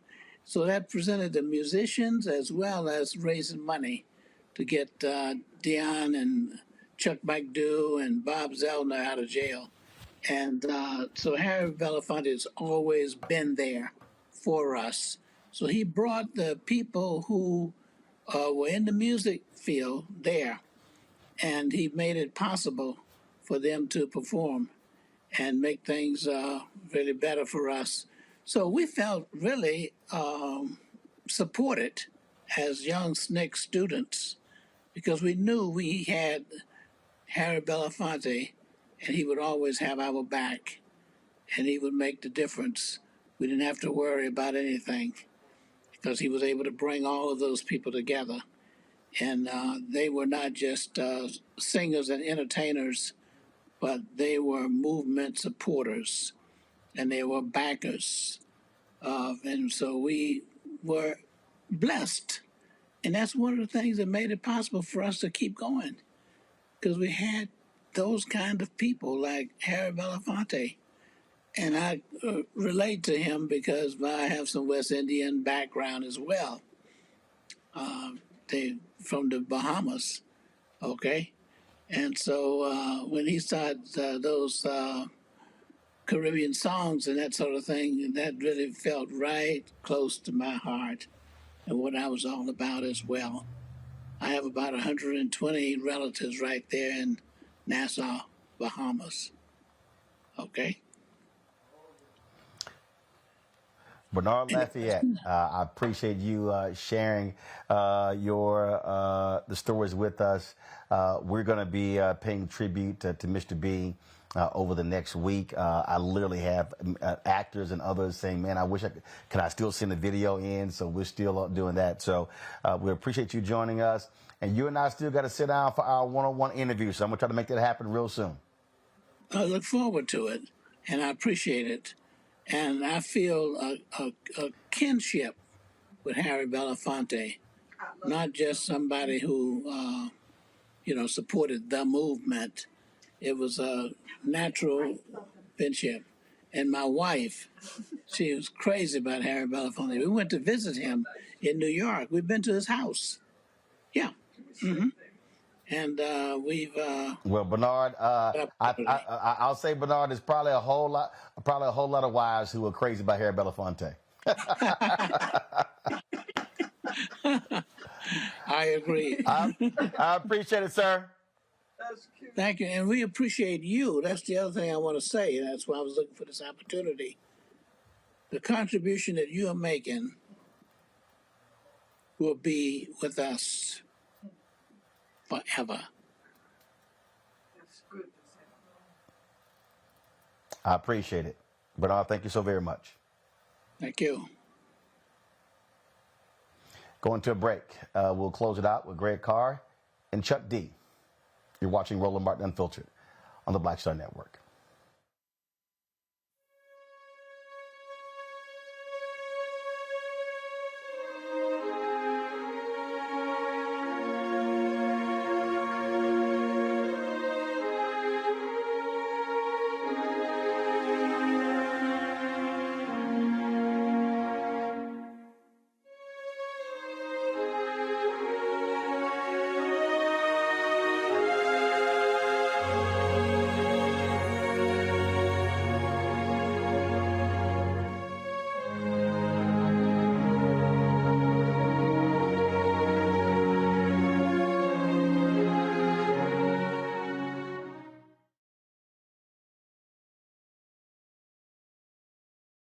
On the Black Table with me, Greg Carr. We look at the history of emancipation around the world, including right here in the United States, the so-called end of slavery. Trust me, it's a history lesson that bears no resemblance to what you learned in school. Professor Chris Manjapra, author, scholar, amazing teacher, joins us to talk about his latest book, Black Ghost of Empire: The Death of Slavery and the Failure of Emancipation. He explains why the end of slavery was no end at all, but instead a collection of laws and policies designed to preserve the status quo of racial oppression. The real problem is that the problems that slavery invented have continued over time. And what reparations are really about is saying, how do we really transform society, right? And stop racial violence, which is so endemic. What we need to do about it on the next installment of The Black Table, right here on the Black Star Network. Hi, I'm Dr. Jackie Hood Martin, and I have a question for you. Ever feel as if your life is teetering and the weight and pressure of the world is consistently on your shoulders? Well, let me tell you, living a balanced life isn't easy. Join me each Tuesday on Black Star Network for A Balanced Life with Dr. Jackie. We'll laugh together, cry together, pull ourselves together, and cheer each other on. So join me for new shows each Tuesday on Black Star Network, A Balanced Life with Dr. Jackie.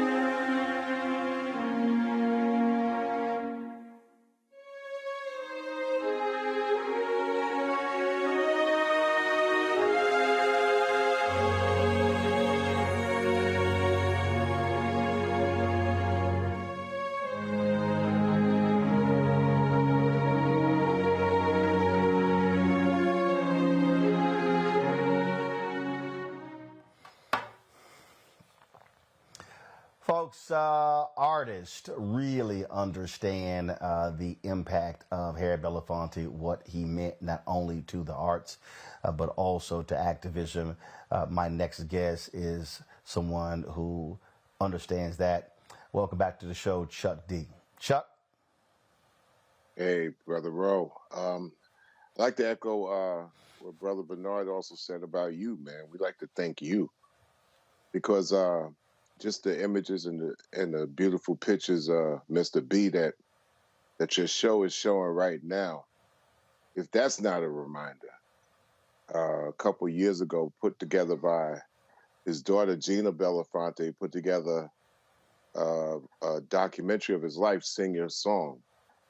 And that so eloquently speaks about sing your song, but sing it for the people, to move the people, because it comes from the people, for the people. And Mr. B and many conversations with him, and a lot of them funny. He clearly he would state that, like, he was an activist. He was always active before he became an artist. That was befalling upon him before he even realized that he would be good at the arts or whatever. And then when he said the curiosity led him from being a person that was trying to really seek and find himself as a young Black male from the Caribbean coming into New York of all places and trying to figure out how to make it, you know, in the 50s and late 40s. And then he said he stumbled upon this place after he got a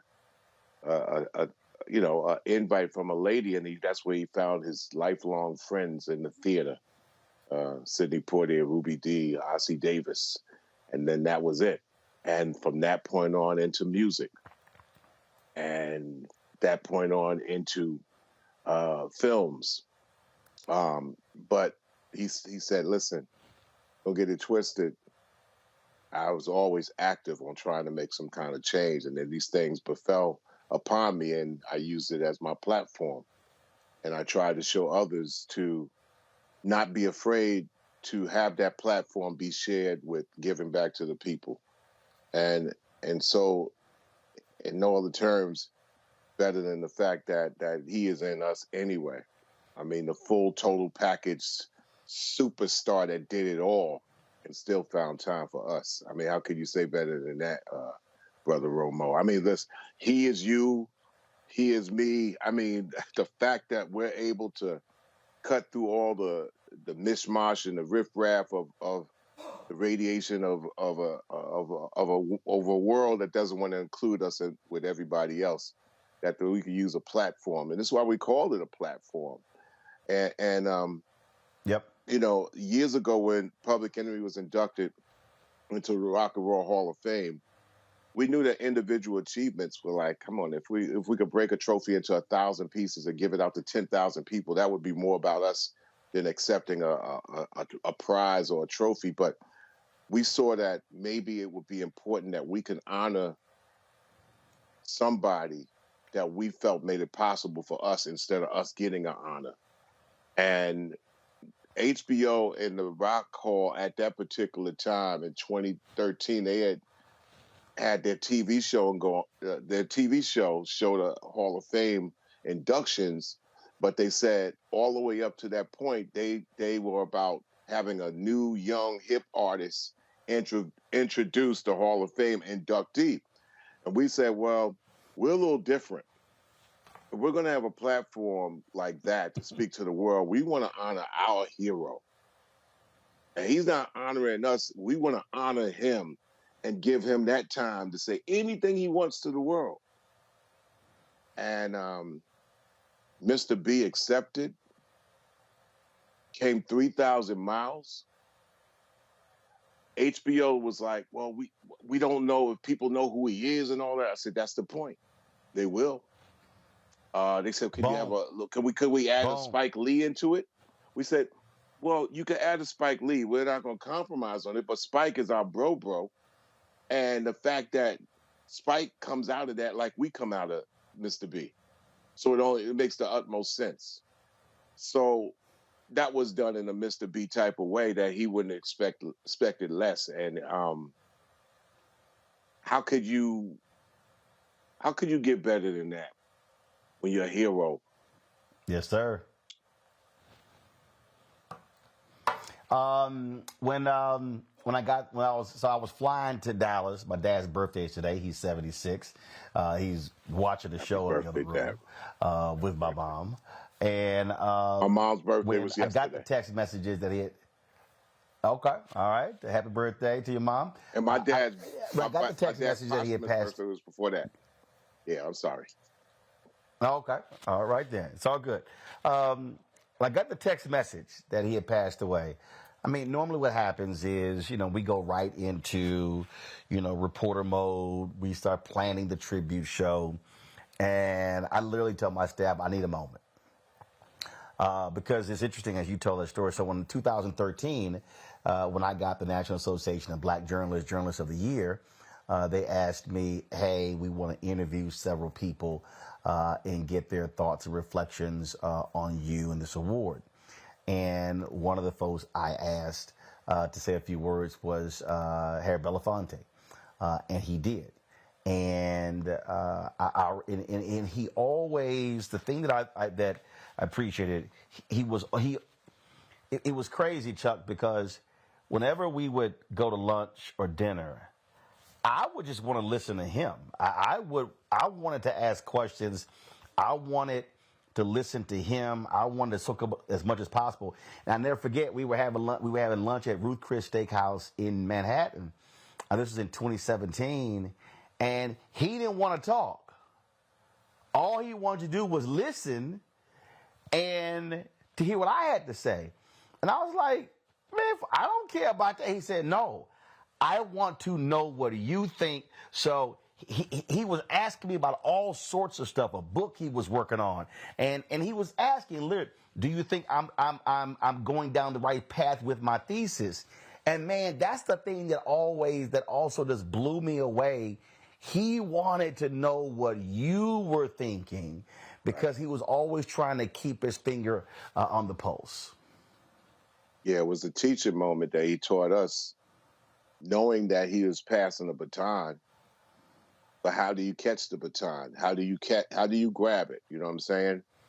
And he always would drop, those wisdoms, those jewels, that knowledge, but in ways that he exemplified everything that we could ever be, right?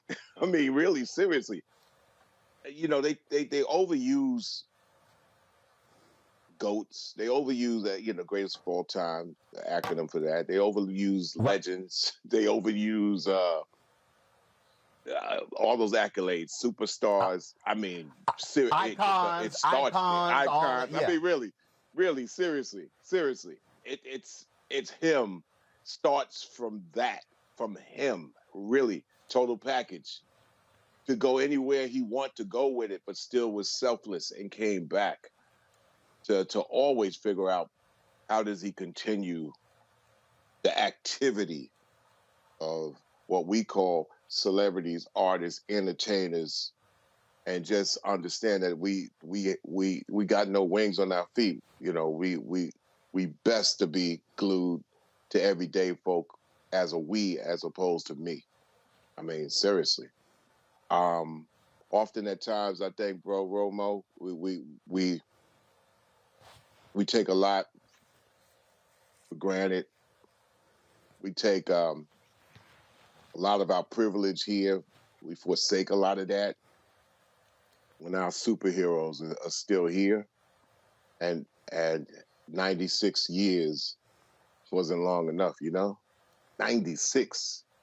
Yep. And most recently, I had dropped a piece of art by his house, and I'm looking at the text message from a couple of weeks ago. So I mean, yeah, he was just like he exemplified how you're supposed to act, man, when you got all eyes on you. You know what I'm saying? And not to say you're whatever hootie tootie or whatever elite. No, you're just supposed to be like, engage people to come in, engage with their time, and treat, the time that you share with people just as important as they look at your time. You treat it like it's their time too, to share it. And I mean, like they broke the mold, Sidney Poitier last year, Harry Belafonte this year. People like Bill Russell last year. I mean, really, we have them to take examples from and add to what we can do.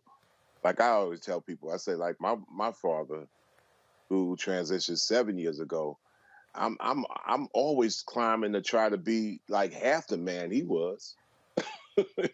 You know what I'm saying? So these heroes, they remind us to keep striving and climbing, man. And because it's so much. If you look at news across the board, Ro, you know that there's not going to be a tribute that comes even close to how he should be remembered. They've just done a whole, exodus of anybody in those circles of media that would even give a little bit more than a little time. I don't even know if there's anybody that could come up. Number one, they ain't coming up half as close as like just the images and the heart and the soul that you give out on your broadcast, and especially today. I mean, it's bringing a good emotion. Well, this is why when TV One ended News 19, we did these shows when I was there, and everything was just stay stuck in my head as the nation's first black newspaper, Freedom's Journal, when they said, "We wish to plead our own cause, too long have others spoken for us." Greg Carr, I'm going to bring you in, and this is why, this is why we do this. I sent a text out. Literally, I haven't even seen anybody else's broadcast. I said, "Hey, folks, what else is out there?" I remember when Sidney Poitier died, you did not have, when Cicely Tyson died, you did not have, as far as I was concerned, the proper respect that was paid to them in terms of tributes and remembrances.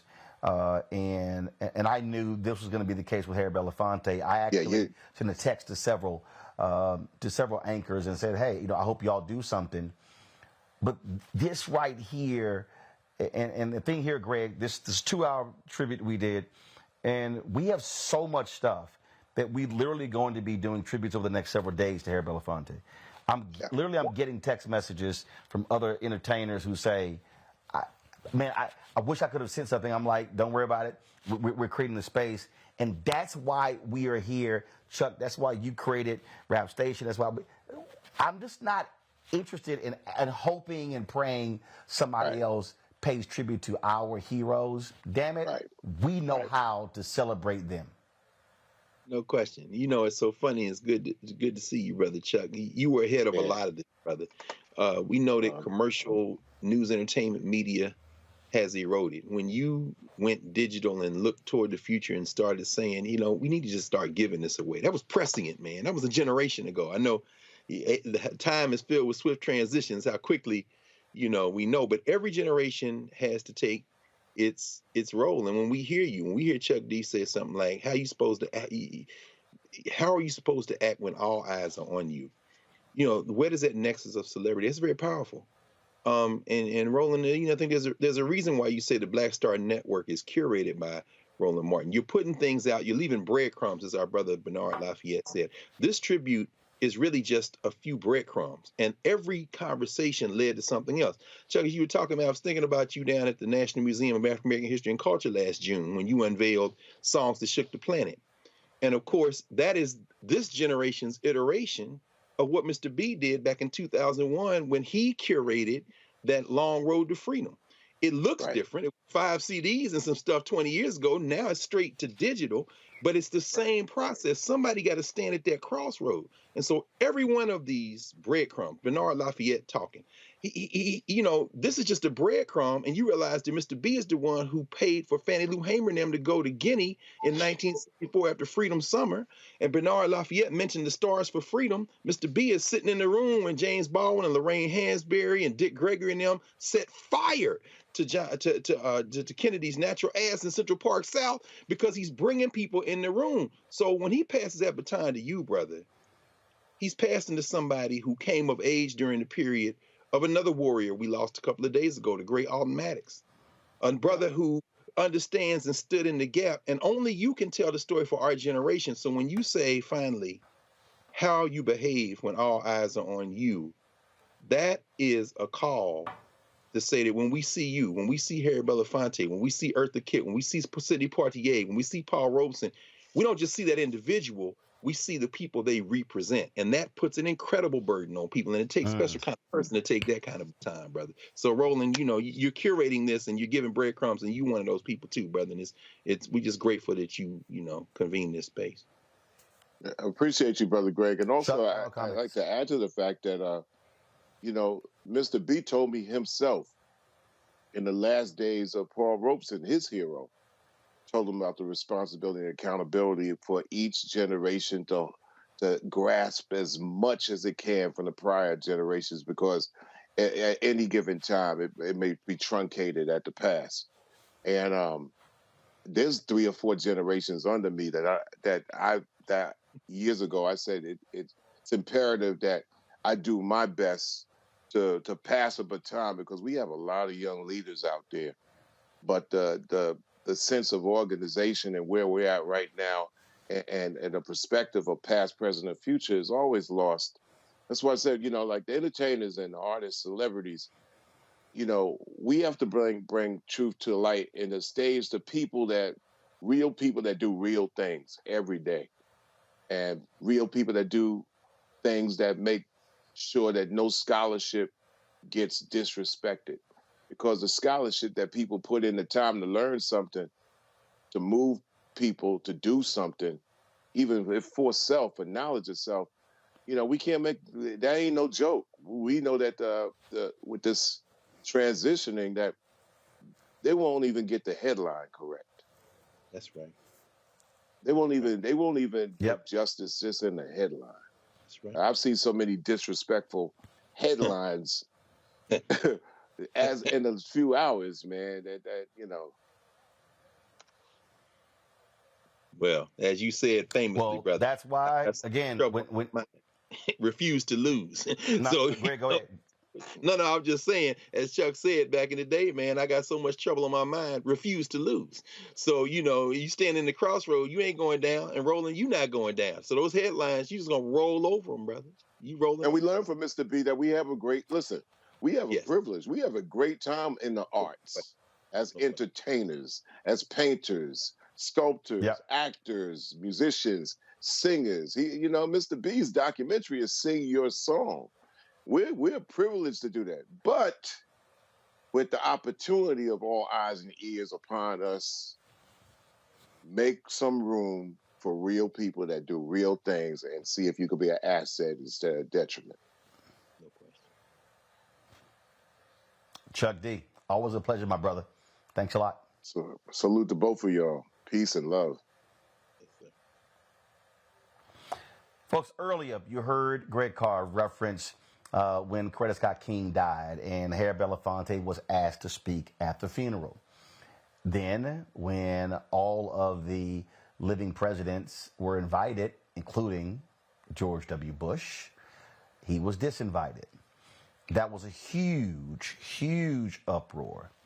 Later, talking with MLK III, he said that, that was never really officially an invite. And mind you, Harry Belafonte paid for the babysitters. He paid for the education. When Dr. King dies, he financially supports that family in a huge way. In fact, Bernice King actually said that in a tweet today when she posted about his passing. And I can tell you, because we talked about it, Mr. B was very hurt by not being allowed to speak at the funeral of Coretta Scott King, and he didn't attend. 2017, the National Action Network, Reverend Al Sharpton, with MLK III, honored Harry Belafonte on the stage. I was present. I was there. And that came up. And Harry Belafonte, being the man that he was, put it behind him. Here is his speech that night in New York City.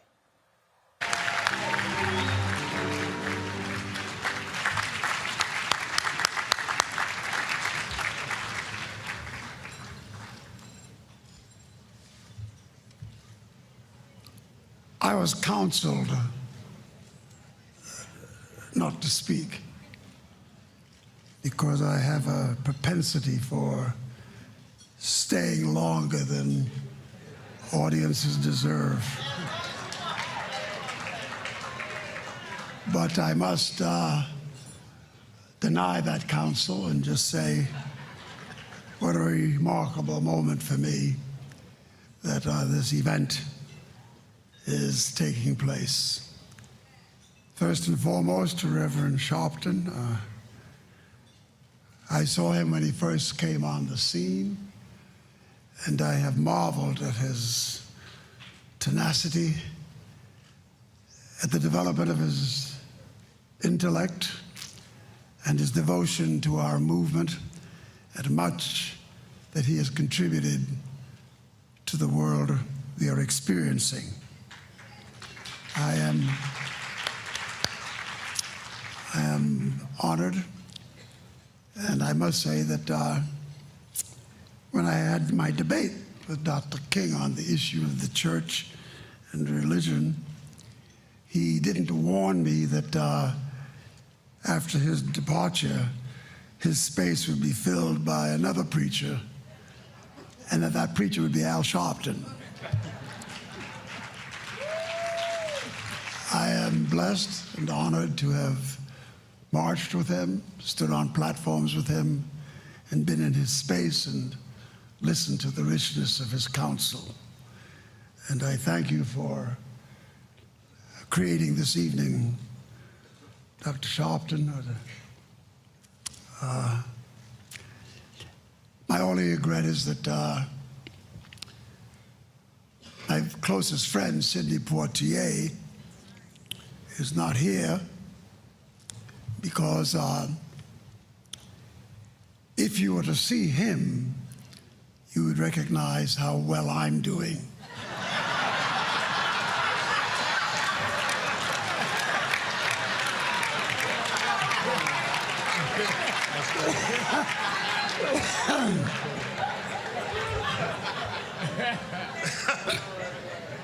I suspect that what I've just said will get back to him before I get off this platform.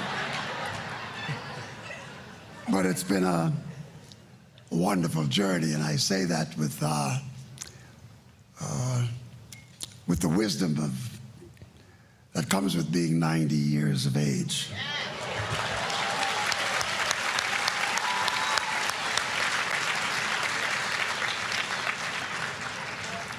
Often, with my friend Sidney, we would sit and talk about what will happen to our movement and our people once we were no longer on the scene. And no place was that question more emphasized than when Dr. King was taken from us.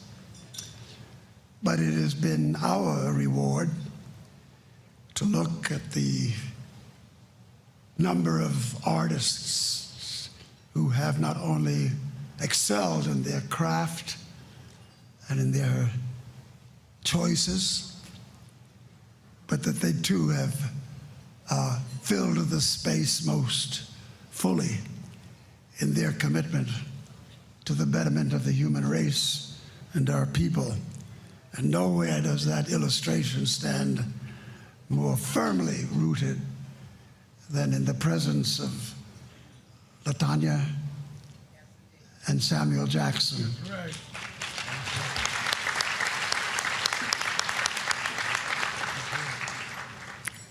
I often wondered when Sidney left the space, who would fill it, because he carried some heavy weight and had some big shoes.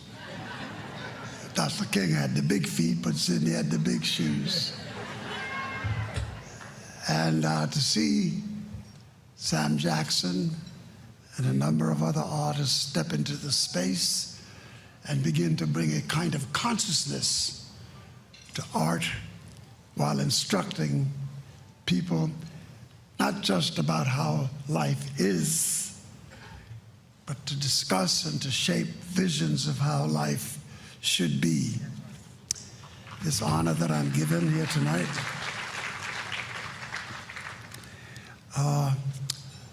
I am honored to share this evening with the awards given to Reverend Barber.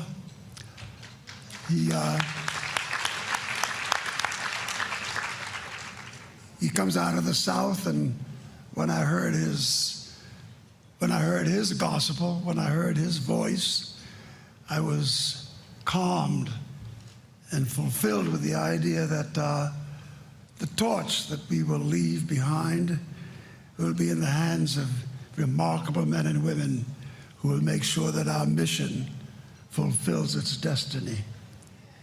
I thank you all, and I thank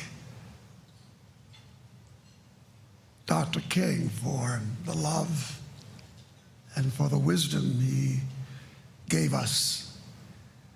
This honor that you've given me here tonight will hang in a place of distinction in my home and will afford me, in the days that are left, to know that I've walked in a place where there was so much love and kindness and generosity. My only question will be, did I really deserve it? Thank you.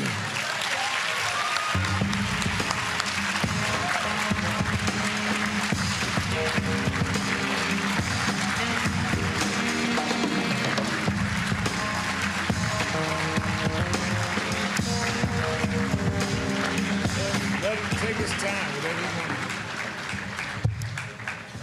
I had reflected on what I'm about to say. And I had, and I think that it deserves saying. The forces of evil are not just the utterances made by the likes of Donald Trump. He is not new to us. After all, in my lifetime, we've experienced Hitler, we've experienced Mussolini, we've experienced Tojo, we've experienced Mobutu, and we have experienced others, McCarthy, and the nation has always showed a resilience in being able to withstand the onslaught of such mischief. But at times, the detractors seep into our midst and do mischief. I am particularly pleased tonight to see Martin King III on this platform. There have been our detractors who have stepped in and tried to poison the waters in which we swim. But I am delighted that he stands here, and I see it as a moment of healing, that which was misunderstood and caused some moments of pain and anguish has been put behind us. And I think that tonight, Rev Sharp, you're putting this together and having him as a part of this evening's ceremony is a healing that is deeply welcomed. And I thank you.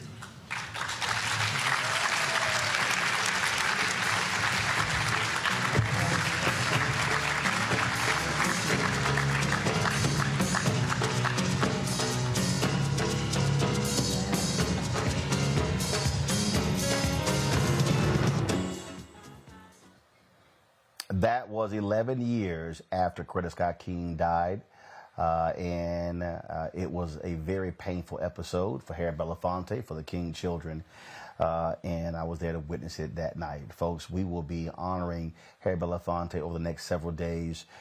There's so much stuff we did not even touch on.